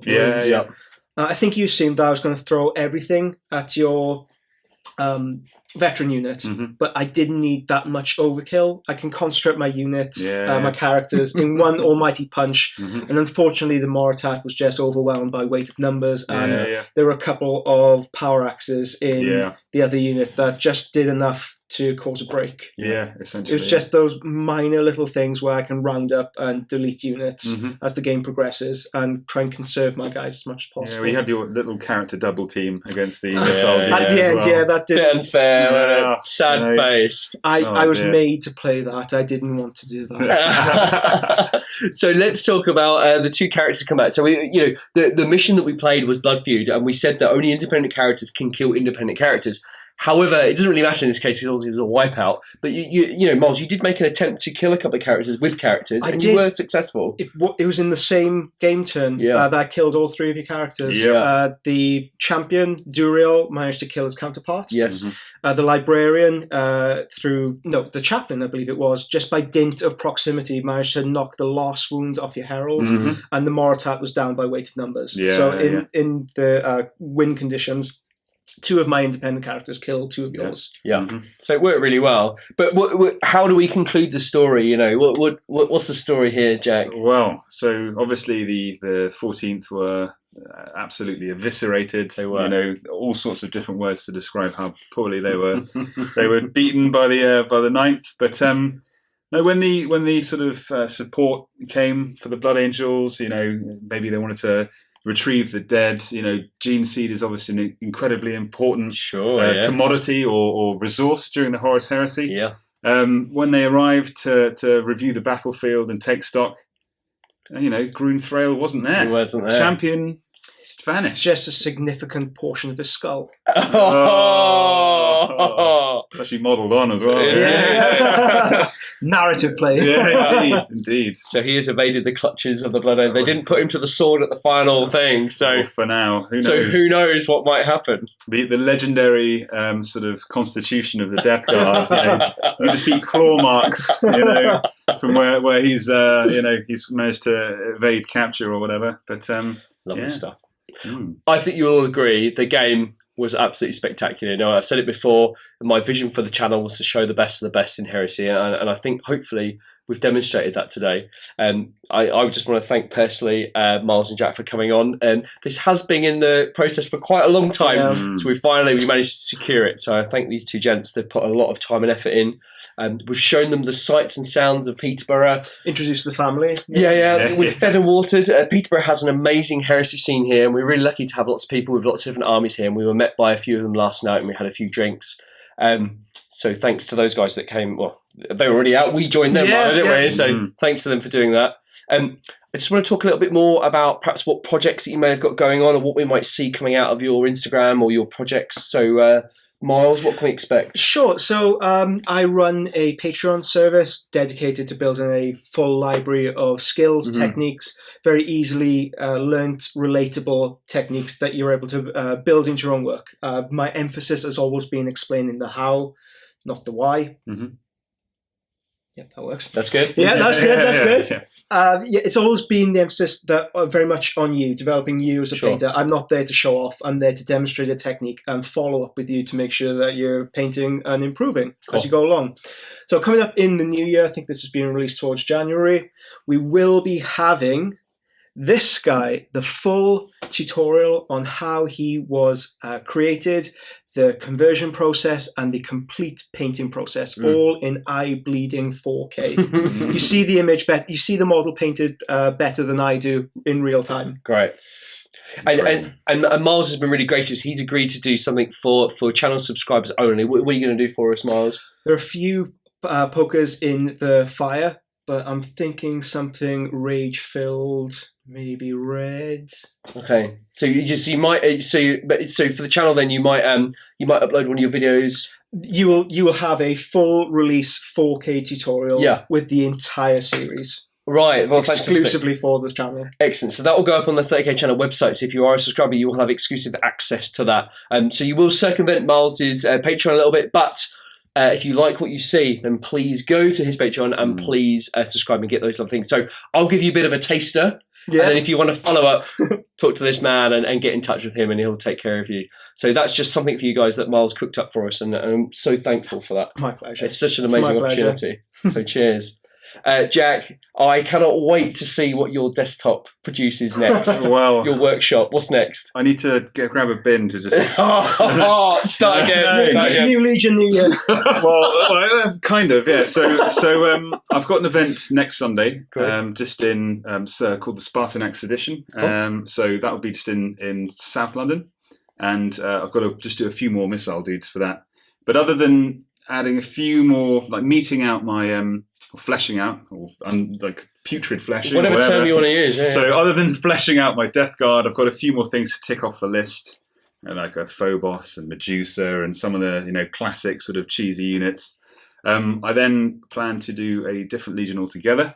I have we all have as hobbyists, of course, lists of things, longer than we could, hobby butterflies, pretty much. So I'll be starting an Imperial Fist force next year. And I'll be using a lot of the advice and techniques that Miles has sort of discussed, a load of stuff, and without sounding like a massive sycophant, the attention to detail with his Patreon sort of channel episodes and things along those lines, and all the guides that go with them are just par excellence, as they say. That's very kind. And you can tell in real time. Look at Jack's Instagram feed. Look at where you started maybe at the start of the year and where you're at now. You're practically a completely different painter. Yeah, well, thank you. The improvement has been dramatic. It's great. And I love seeing that from new students, the progress they make. So it's really edifying. No, definitely. So, Canary Boys, but then there's Temptations from Adeptus Titanicus. Oh, so many good stuff. The Route, but yeah, so that's sort of what I've got planned, really. Great. So, yeah. But yeah, Instagram is just a great place to be. And a great segue right there is if you would like to see almost scripted. Yes, I love it happens. Rose. I've taken loads of photos from this game. So when the game is released, the photos, as always, will go on the Facebook page. Please go there. Please interact with us. Tell us what you think. Tell us what you thought of the board. Tell us what you think of the armies and their lists. Really want to talk to you. However, if you have specific questions about these guys' armies or their lists, please contact them directly via the medium of Instagram. Where can we find you, Jack? So at Anvils of Conor, and it's the same on Facebook as well. Fantastic. Same here, Facebook, Twitter, Instagram, anywhere there's social media, I'm there under the handle of Little Legend Studio. Fantastic. And if I've done my job correctly, they have appeared magically on the bottom. Of course, you can follow the channel on Facebook and Instagram too. Please go there. Please give us a like. Please talk to us. The day has been an absolute thrill for me, and I sincerely hope that it's the same for you guys. And we've had a really good. Well, I hope you've had a really good time. It's been great. Just the spectacle of it alone has been amazing. Just two amazingly converted painted armies. And David, I have to thank you as well. I had no idea just how much went on behind the scenes. Oh well, like talk about a driving force behind to make sure the turns are done and all the things are right. Thank you so much for hosting us, David. Yeah, thank you very much. It's been amazing to be here. Absolute pleasure. And of course, you guys are more than welcome back at any time. So we'll try to set up Cardiff or Swansea. Swansea's a long way to come. You're not so bad. We'll see how we get on. I'm going to thank you one last time. Thank you. And we will see you in the next game.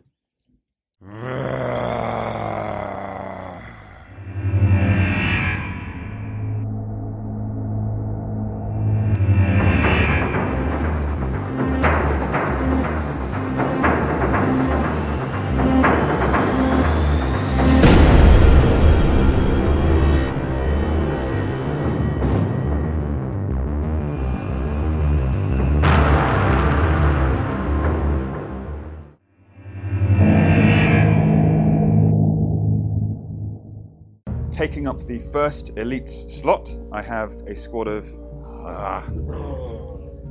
Taking up the first elite squad, there is a Weapon Master veteran squad led by a chap called Glail.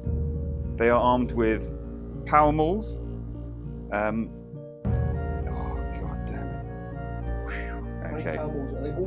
All got power mauls, yeah. So, okay. Taking up the first elite squad, we have Squad Glail. Slot. Okay, sorry. Taking up the first elite slot, we have Squad Glail. They are led by Sergeant Glail himself, It was armed with artificer armour, power maul, and rag grenades, which should work very nicely with the maul. The squadron. Oh my god, sorry about this. Don't worry, it's God fine. damn it. Oh, yeah, to support the Aurora. Woo! Yeah, it's Okay, lovely. okay. Safe space. I've just got to imagine that the camera's not bloody there. Yeah. Okay. Taking up the first elite slot, we have Squad Glail. 10 Weapon Master veterans, led by Sergeant Glail himself. 10 power mauls, Glail the Sergeant. Oh, god damn it. Okay. Just talk to me. Yeah, okay. Something quick with Okay. a bolter and a thing. The rest of the squad are armed with. Okay, Yeah, okay. keep this up and just talk to me. Because Okay. and it's unusual because it feels like you talk to your miniatures and you Yeah, never ever do yeah, that. yeah, You very need true, to speak very to true. another human being. For the first troops choice, we have Squad. Oh, cock. Oh my I can't god. pronounce the name you're Yeah. Squad Durak, okay. Leading the host of the Blood Angels today is Dureal, who is a Legion champion, wearing artificer armour. He is armed with a paragon blade, has melter bombs, a refractor field, and a jump pack. Ooh, So you sorry. can have your phone there. Sure. Yeah, Is that okay? that's better. Yeah, I can hear it. Okay. Oh, really? Okay. Cool, go for I it. don't do it all again. Yeah, please. Okay. Our first unit in the fast attack choice is a unit. Oh, sorry, let's read that. Blood Angel movement, turn 1. We have had a successful drop assault of Throne Cathasiel. I'm so sorry. No, that's okay. I The said. camera will point for you. Oh, yeah, that's right. Okay. Cool. Hands in your pockets or Yep. behind your back. It's cool. You all good? Yes. Okay, go for it. Blood Angel shooting phase, turn 1. We are starting off with Throne Cathasiel, the Blood Angel Leviathan Dreadnought, and we are firing the Melter Lance into the opponent's Leviathan. Oh, stop there. Okay, sorry. Sorry. My question is, can you see it? Yes. If you want to have a little look around. Can you? Yeah. See if you have a look through the little windows. True line of sight. I didn't write the rules. No. I'm not questioning the rules. I'm just asking if you can actually see it. Are we front or side? It would be front in that case, I think. Okay. I could move the Dreadnought if that's a problem, or that mess up the. No, it's fine. I honestly think it's really marginal. Yeah. I really do. I mean, okay. Yeah, okay. I do agree, you can see it. Okay. But obviously all the weapons have to shoot at the levy though, yeah? Yes, Okay, yeah, that's God, fine. yeah. Alright, okay, Yeah, fine. Alright, I agree. 4 up. For me though, can I just, Yeah, of course. there's only a tiny slither of which you can see. Yes. So it's 4 up for the building, but +1 for cover. Okay. Gives him a 3 up cover. 3 up cover. Okay. Okay, so it's better. Do you agree?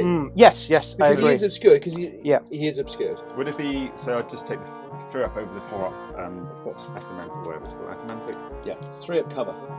Do you concur? Yeah, I absolutely concur. Yeah. I think in that instance, I would have probably brought him down on this side Okay. to get a clearer. But you need that inch Within weight one gap. inch, yeah. Do you know what I mean? Yeah. Okay. Yeah. Let's go with 3 up. I'm go not with trying 3 to up. rob. I'm not trying to rob anyone of their. Yeah. The Okay. rules have to be solid. Yeah. Absolutely. Or do I just change target in that case? Let's fire at the Leviathan. Sorry, at the. I keep calling Spartans Leviathans. Let's fire at that. Let's keep it nice and simple. Sure. Okay. So my next question Yep. is firing arcs. Right. Okay. Yeah. Okay. All filmed. Yeah. Okay. So I'm happy for you to move it, but you need to think the game needs to be fair. Okay. Yeah. Yeah. Absolutely. Okay. Okay, that's fine. 'Cause it has a massive bearing, isn't it? Yeah. It It's all absolutely different. does. you know Yeah. what I mean? It absolutely does. Okay. So you're outside of the flare shield. So you're Yes. strength 9, side armor Yep. 14. Cool. Right. And can we go through the damage process as well? Yeah. Of course. Yeah. 81s +2 to the So damage strength 9. I need 5s to pen. roll. Yeah, No, fine. 5 to glance, 6 to pen. 6 to pen. Okay. Brilliant. Yeah. Should get that right. And then my other question Uh huh. is you're shooting through a unit, so it's a 5 up cover save. Okay. Yeah. Because if you're in front, it's flare shield, so you're strength 8, so it's only 6 you can only glance. If you go on the side, it's a pen, but you're shooting through a unit, and you can convert to 5 of cover. Yes? Yeah, I'm happy with that. Well, that's the rules. Yeah. Just Oh, no. Okay, cool. More than happy with that. Okay, cool. The land speeder is firing into the Death Guard Spartan. I need 3 up to hit. I managed to hit. I need... It's 3s with the land speeder, it's the BS4. You're thinking of javelins. Yeah. Do they not have... Strafe and run, no. They don't? No. Yeah, no, they cheap as chips, that's why. Alright, let's do that again, but if you Oh, miss, sure. we'll make sure you get... Okay, yeah, right, of course, so yeah. my mistake. No, absolutely. Go. Oh, fuck. Don't worry, man. I will be using the land speeder's complement of hunter-killer missiles to try and do further damage to the Death Guard Leviathan Dreadnought. I need 3s to hit. I managed to hit once. I need 6s to glance, which I do not. It's 5 to glance. 5. Oh, okay. Do you want me to? No, so we won't do any dice rolls. All we'll say is talk me through it. Okay. Shot the things. Sure. Managed to cause a glance. Jack Cool. is coming with his 3 up. Go. The heavy bolter will be firing at the very obscured land speeder through the drop pod. So this will be snap shooting. So it's 3s hitting at 6s. So 1 hit. It's twin linked. So 1 hit.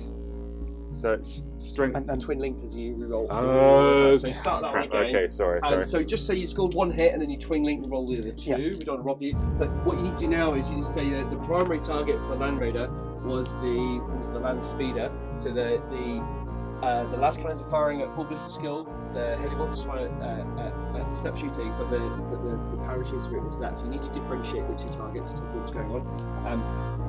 Because the main target. Okay. Yeah. So okay. the primary target. Okay. So go. The primary target for the Leviathan is the very heavily obscured. Sorry, Leviathan. Rubbed off. Yeah. Okay, sorry. The primary target for the Spartan is the very heavily obscured land speeder. So shooting both the heavy bolters and the twin link las cannon at the land speeder. So heavy bolters, 3 shots, twin linked.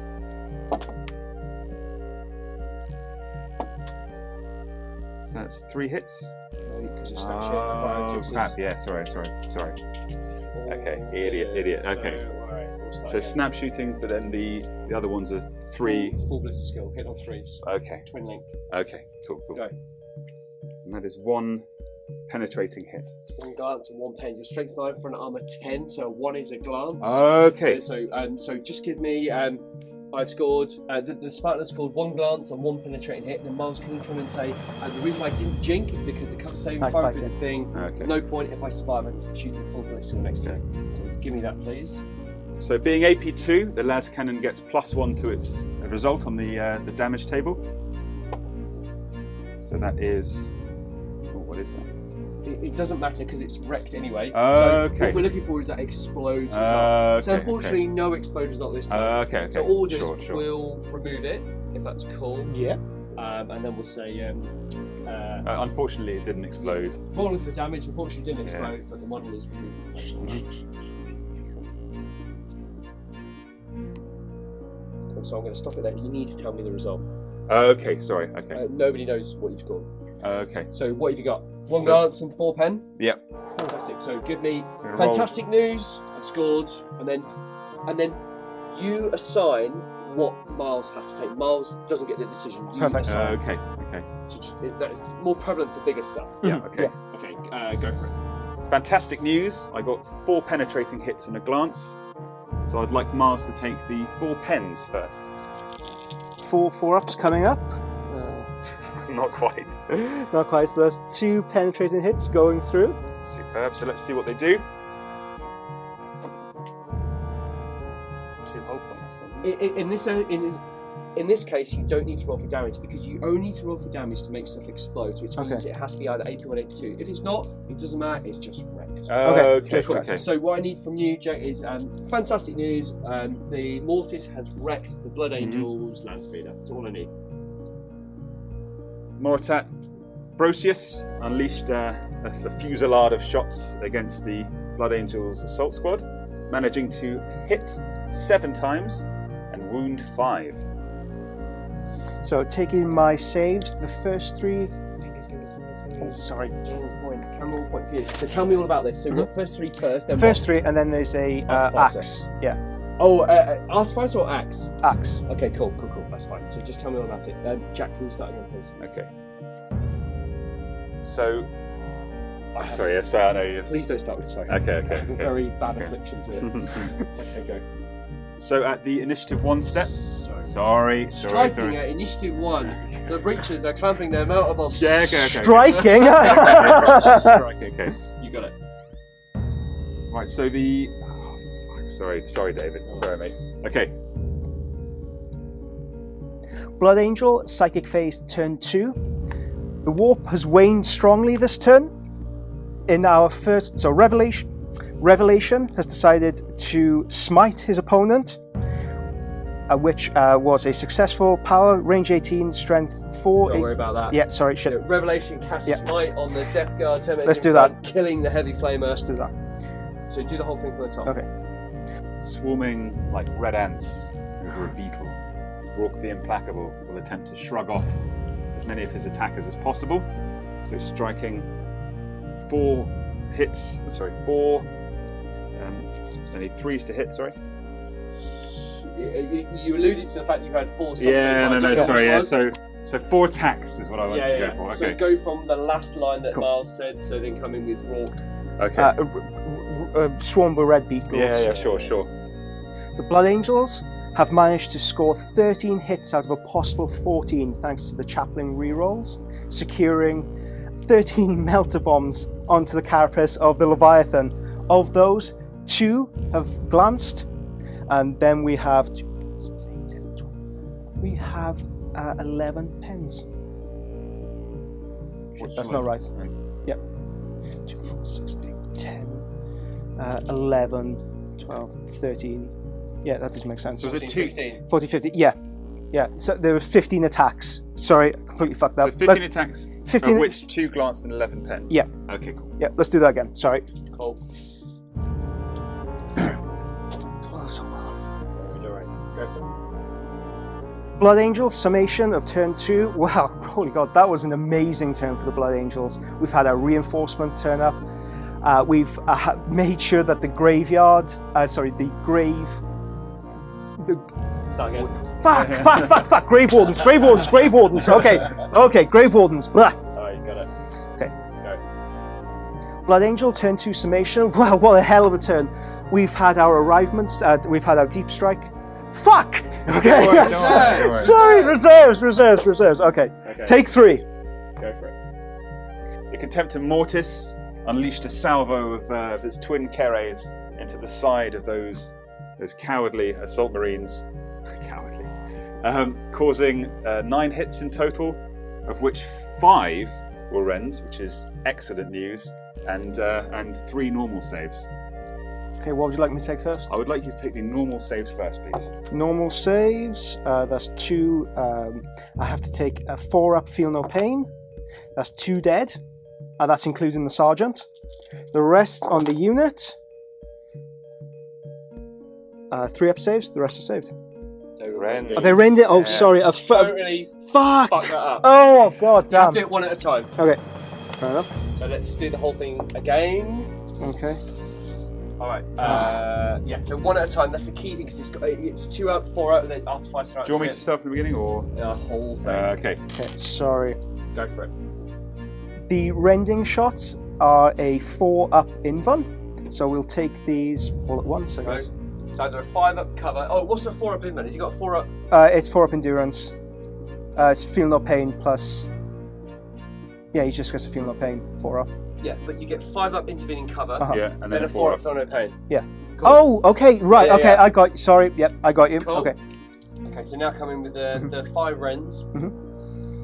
With the 5 rends, we have a 5 up cover save. No, these all need to be done No, individually. okay. Let's do this again. We will get this. Okay. I have a 5 up intervening cover save, which we'll have to take individually. First one passed. Put that off to the side. No, they need to be done individually. So I was going to. No, can't do it that way. So give it. The twin-linked sponson on the left-hand side of the Spartan armoured transport is going to try and do some damage to that Leviathan. Really need to wipe him off the board now. So 2 shots. So I needed 3s, twin-linked. So 1. So it's strength 9 against armour 14. 14. So I need 5s to glance and 6s to pen. It's 13. It's right, the whole thing. Okay. The whole thing. Yeah. Okay. Don't worry.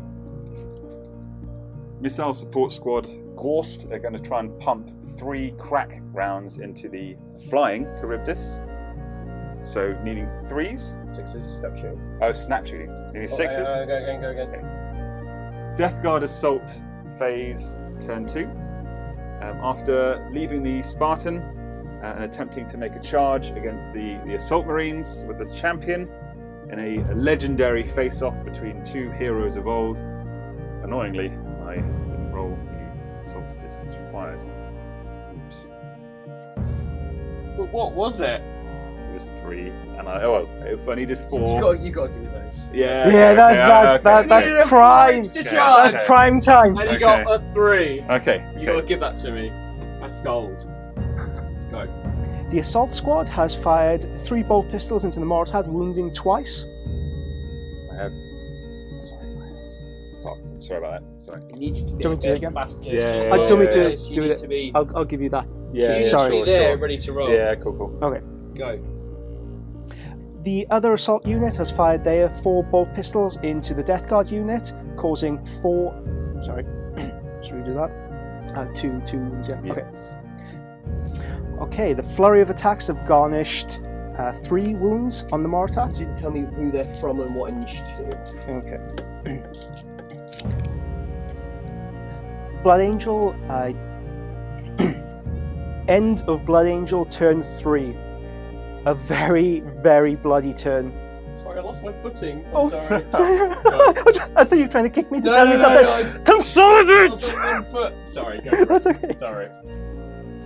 So the missile support squad are going to take 3 crack shells. They're going to take pot shots basically at the Leviathan there. So they need 6s, okay, because they moved. I was to say, instead of pot shots, it could be snapshots. Yeah, I know. Okay, I know. All right. Go on. So the implacable. It's the 3rd sentence with so. Sorry. Did you not correct me for that? Well, yeah, I can get away with 1 or 2, but then All right, because when I said okay. edit together, so. Yeah. Okay. Go on, go. So great result. We were able. So.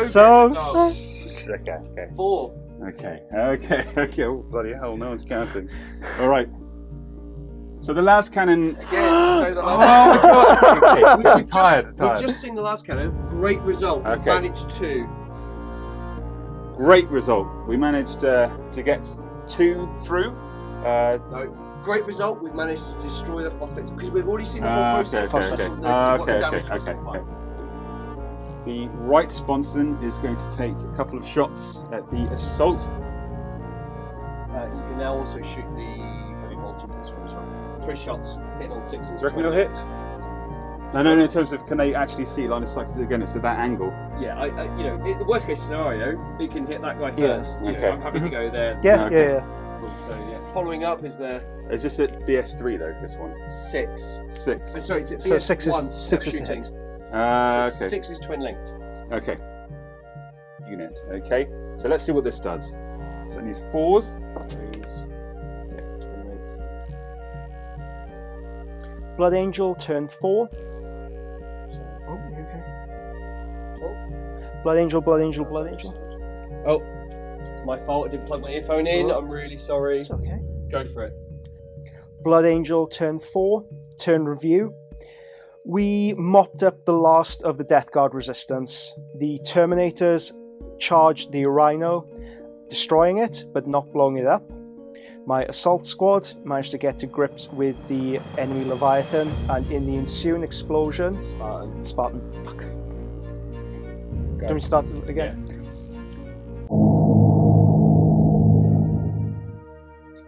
Hi guys, I really hope you enjoyed the game. Really awesome to have Miles and Jack here on the channel.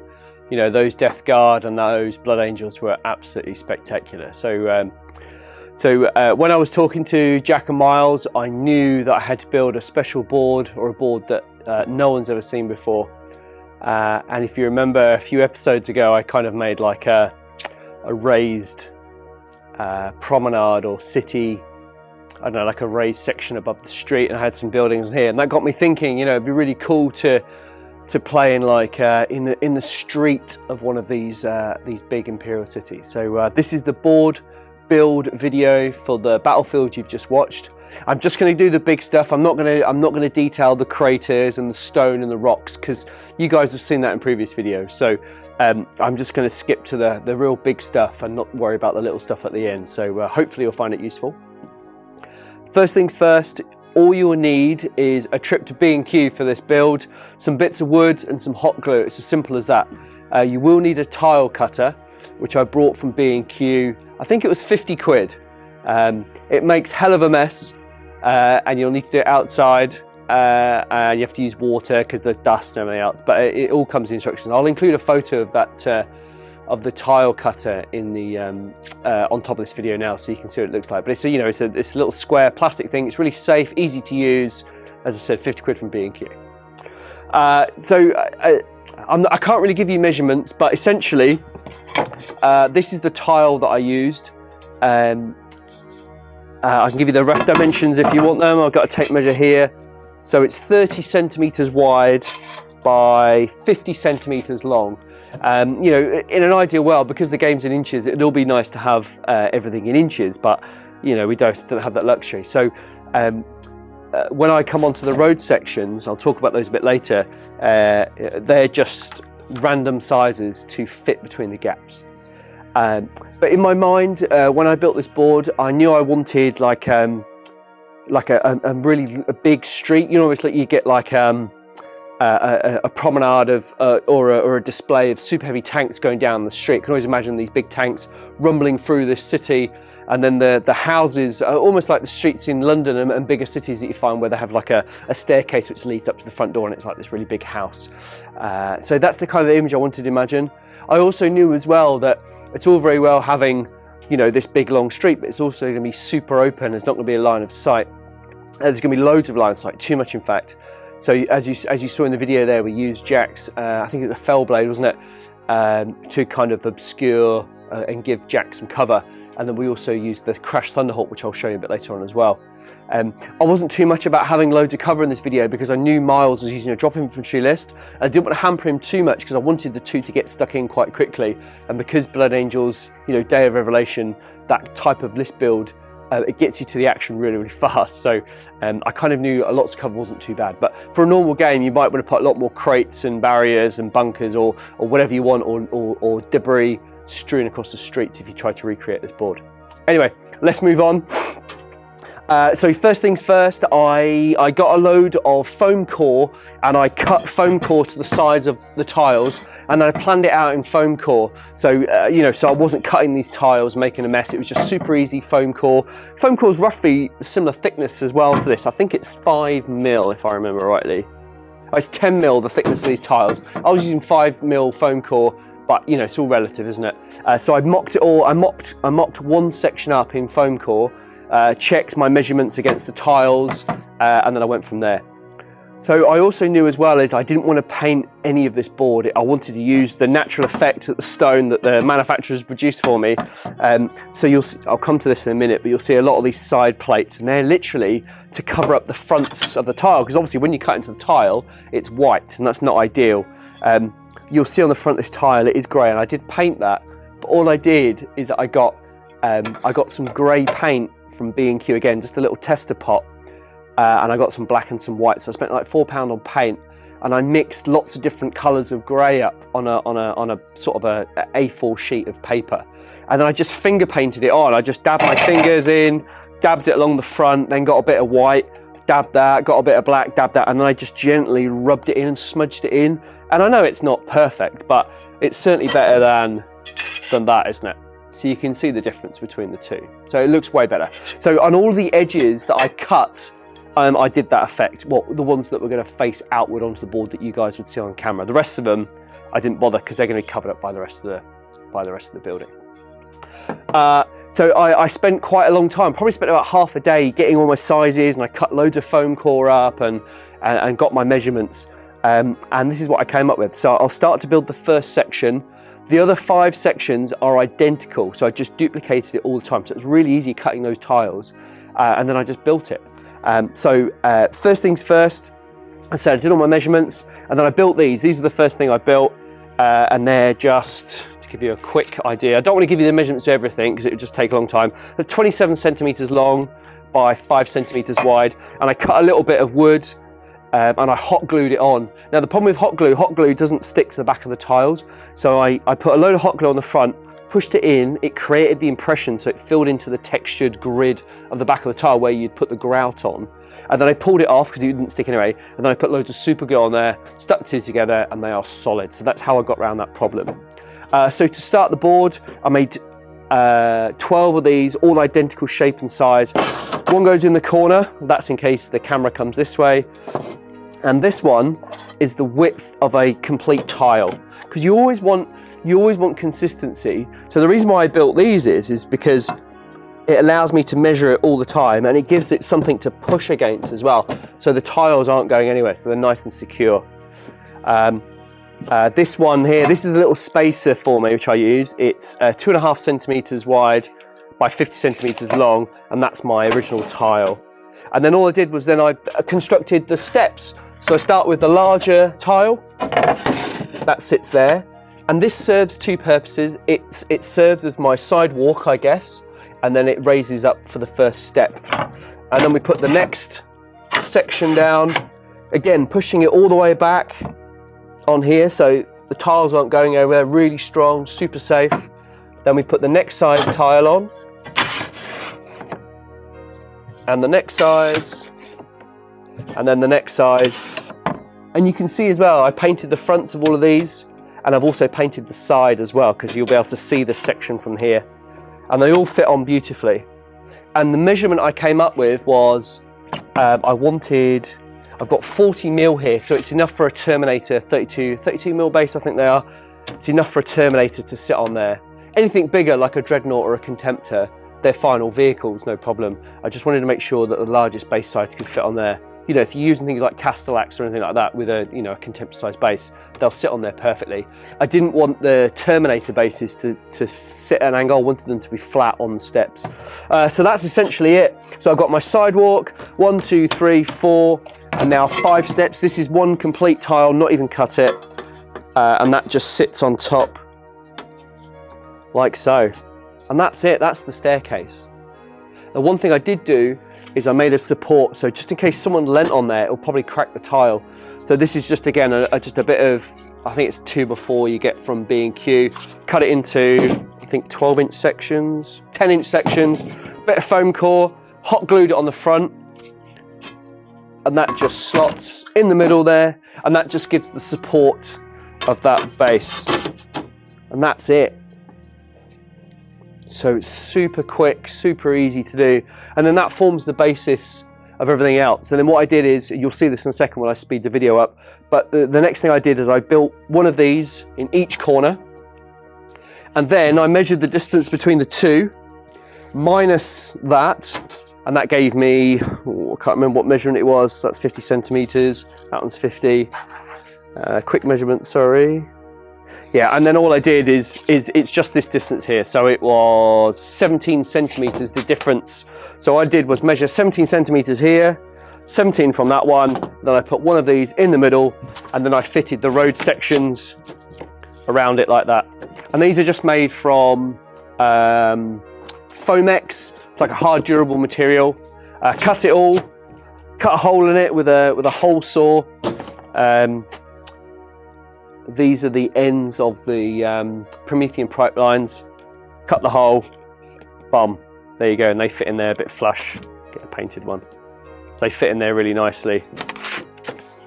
So what I'll do now is I'll build the entire board with the rest of the raised sections. I'll speed it up so you'll be able to see it. Then I'll come back and we'll talk about the buildings and everything else.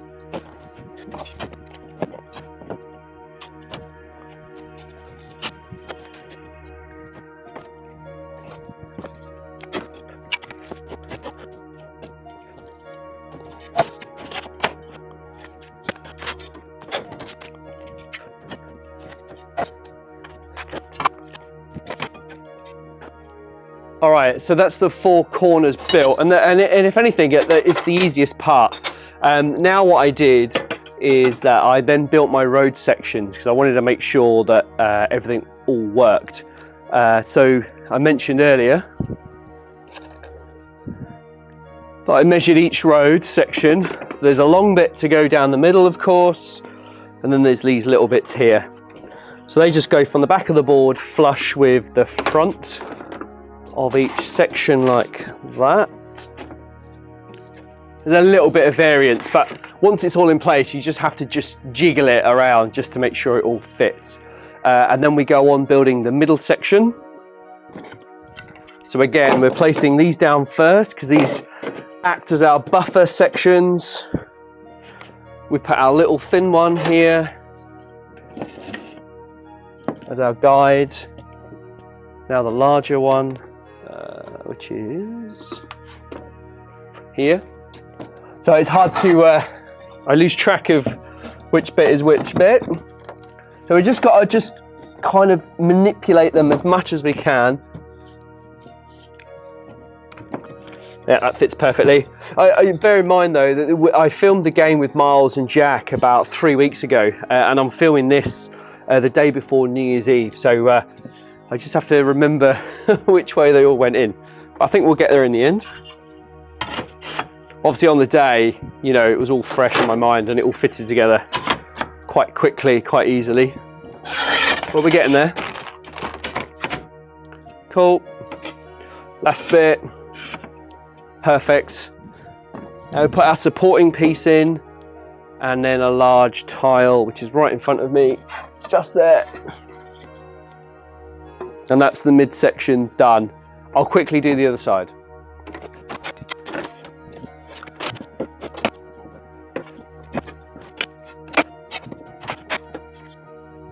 All right, so that's the raised sections finished. They all went together really well, so that's no problem at all. Next we'll put in the road, the main road down the middle. That just slots in beautifully. A little bit of pressure there. Pop it all together. Just needs a little bit of persuasion just to get it in there, but it does go in the end, which is brilliant. And just replace these little drain covers, manhole covers, I guess. Got one here. I don't know if you noticed in the video, there was one that wasn't painted, but I completely forgot to do it. Anyway, so that's that done. So that is the basis of the board. The thing I like about it is that, you know, they do look a little bit wobbly and they aren't perfect, but you know, when you walk around streets in big cities, particularly older cities, you know, like London and various other places like that, nothing is perfect or immaculate, and I think it just adds to the, you know, to the effect. So we've got a couple of little gaps here and a few little bits and bobs, but when we put the buildings on and the models are on the board and the Thunderhawks down, you're not going to see any of that, you know, so it all works out. Next thing to do now is I'm going to grab the Thunderhawk, I'm going to stick that in place, and then we'll start adding the buildings. Now, if you follow the channel on Instagram, you may have seen that I butchered the Thunderhawk. I'd originally cut it out of this 2-foot tile, like a big circle, because it just allowed you then to place it anywhere on the board rather than being restricted to 1 in 6 places, which I didn't really like the versatility of that. And then I thought, when I was building this board, there's got to be some more cover than just some crates and some big vehicles. So I knew we had to use the Thunderhawk. Now, it doesn't sit flush. There's loads of gaps here all the way around, and in an ideal world it's not perfect, but we'll have to remember how it fitted on here now. I think it fitted like that, but what we'll do, you know, as we've done before, we will fill. I'm not going to do it on this video because you've already seen the video and you've seen me do stuff in the past, but all we do is we just build it up with slate, some big slate, and then we put smaller slate on top, and we put like a score marks in the road, so it broke up this whole section of road. Looked like it's crashed down the street and slid along and came to its final resting place, which was here. And then I put some smaller stones around it just to show that it's churned up all the earth and all the rock and everything else.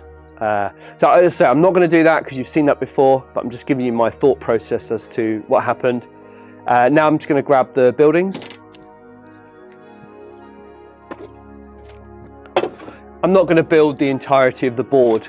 I just purely wanted to show you the basis of how it was formed. But you can already see though that even if you're Jack or Miles, you know, you've got lots of options. You can either stay in the buildings or deployed in the buildings and have lots of line of sight over the battlefield, or Jack could have dropped in behind the Thunderhawk, which he did, and then jumped over it to get to the Death Guard. So although it doesn't look like there's a lot of cover, there's actually quite a lot of cover on the board, and particularly for the Day of Revelation for the Blood Angels, it actually worked really, really well.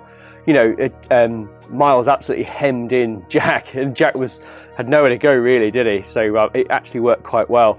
And I know that a lot of the game took place in this sort of area. It's the whole environment in which it took place. I think looked really, really cool. You know, and I added lots of I added craters over the board. I added craters inside the building. So you know, this building in the foreground, just in front here, something would have come in, destroyed that, left a crater in the bottom of the building. I put craters in there. I put some rocks and some rubble strewn all over the place, and it helped blend the building into the stark kind of harshness of the tile, and kind of softened it a little bit. And then I put a couple of crates around. I can't exactly remember how I built the board, but yeah, I just want you to get an idea of how I built it, and that's essentially it. You know, this board, other than the buildings and the Thunderhawk, probably cost, with the tile cutter, probably cost 100 quid. And I will be reusing these. You know, in the future, I might just use a couple of sections, or I might just build. I might put two of these together, but that end with a really, really big building on this end, so it's kind of like a dominating position. And it might be that we have lots of levels on it, and a whole entire army deploys inside the building, and you've got an armoured column coming up against to smash the building and kind of, I don't know, get into the building itself, or I don't know, we'll think of something. But this stuff can be reused all the time. I know it's quite extravagant to spend £100 on a board, and then you've got to buy a tile cutter and all that jazz, but you know, for your battlefields at home, it's so easy and cheap to build. It really is. Anybody can do it. It's, you know, just plan it out first in with foam core. You know, I went into Hobbycraft yesterday to buy some stuff, and you can get 4 sheets. I think it's A3 size, quite big sheets of foam core for £10 for 4, or £4 each. So it's crazy not to buy 4. You know, so for a tenner, you can plan the whole thing out and then just buy it all and build it. And the actual cutting of the tiles and the cutting of the foam core and the painting everything, I did it all in an afternoon. It was really easy, you know, super easy. And I must thank Griff of Unreal Wargaming Studio. You know, his terrain is perfect for this type of board. It's quite muted, but it's quite thick and quite strong, and it looks absolutely spectacular. The Games Workshop stuff is great, but for me, it's got too much detail on it for Heresy. Heresy seems to be a little bit cleaner, a little bit. I always joke about Warhammer Games Workshop terrain. It's got too many skulls on it, and I like this stuff because it's a lot simpler. And I think, you know, maybe in like really, you know, beautiful cities across the world, it's got a lot of architecture and a lot of arches that lends itself to the Games Workshop terrain. But in the Heresy, you know, these are cities that have been built long ago, and they're a bit more perhaps thicker, and the walls are thicker and a bit more reinforced, and they just look. The aesthetic for me is just right. Admittedly, I have got a lot of Griff's terrain. You know, I probably used about maybe, well, I don't know, maybe £500-600 worth of buildings to build this board. Oh, maybe not that much, maybe about £400. But you know, you can use the Games Workshop stuff and still have the same effect. You know, you'll still get the steps and the open streets and the terrain and stuff to work over. You know, you don't have to go with this stuff, but I do absolutely recommend it. So if you do, please hit Griff up and buy some of his terrain. I'll include the link in the description below, so you can go onto Griff's website and have a look at it. But I absolutely recommend it. He does lots of other stuff now as well, bases and bunkers and all sorts of bits and bobs. So loads more to come from what I understand. So that's all that remains to say is, you know, I then littered the rest of the board with rocks and rubble, made it look cool, scattered a bit of stuff all over the place, and then you obviously saw the battle with a board in it. I really hope you found this useful. Hopefully it gives you a little bit extra on the videos to watch, and just goes to show that the boards I build on the channel are quite unique, but they're really easy to duplicate, so anybody can do them at home. If you've got any questions, you can get in touch with me via Facebook, Instagram, or you can message me or email me at david@the30kchannel.com. More than happy to answer your questions. I am quite busy, so if I don't get back to you in the next, straight away, please give me a couple of days. I am super busy at the moment. That's it, guys. I really hope you enjoyed it. I really hope you enjoyed the game with Miles and Jack, and we'll see you in the next game.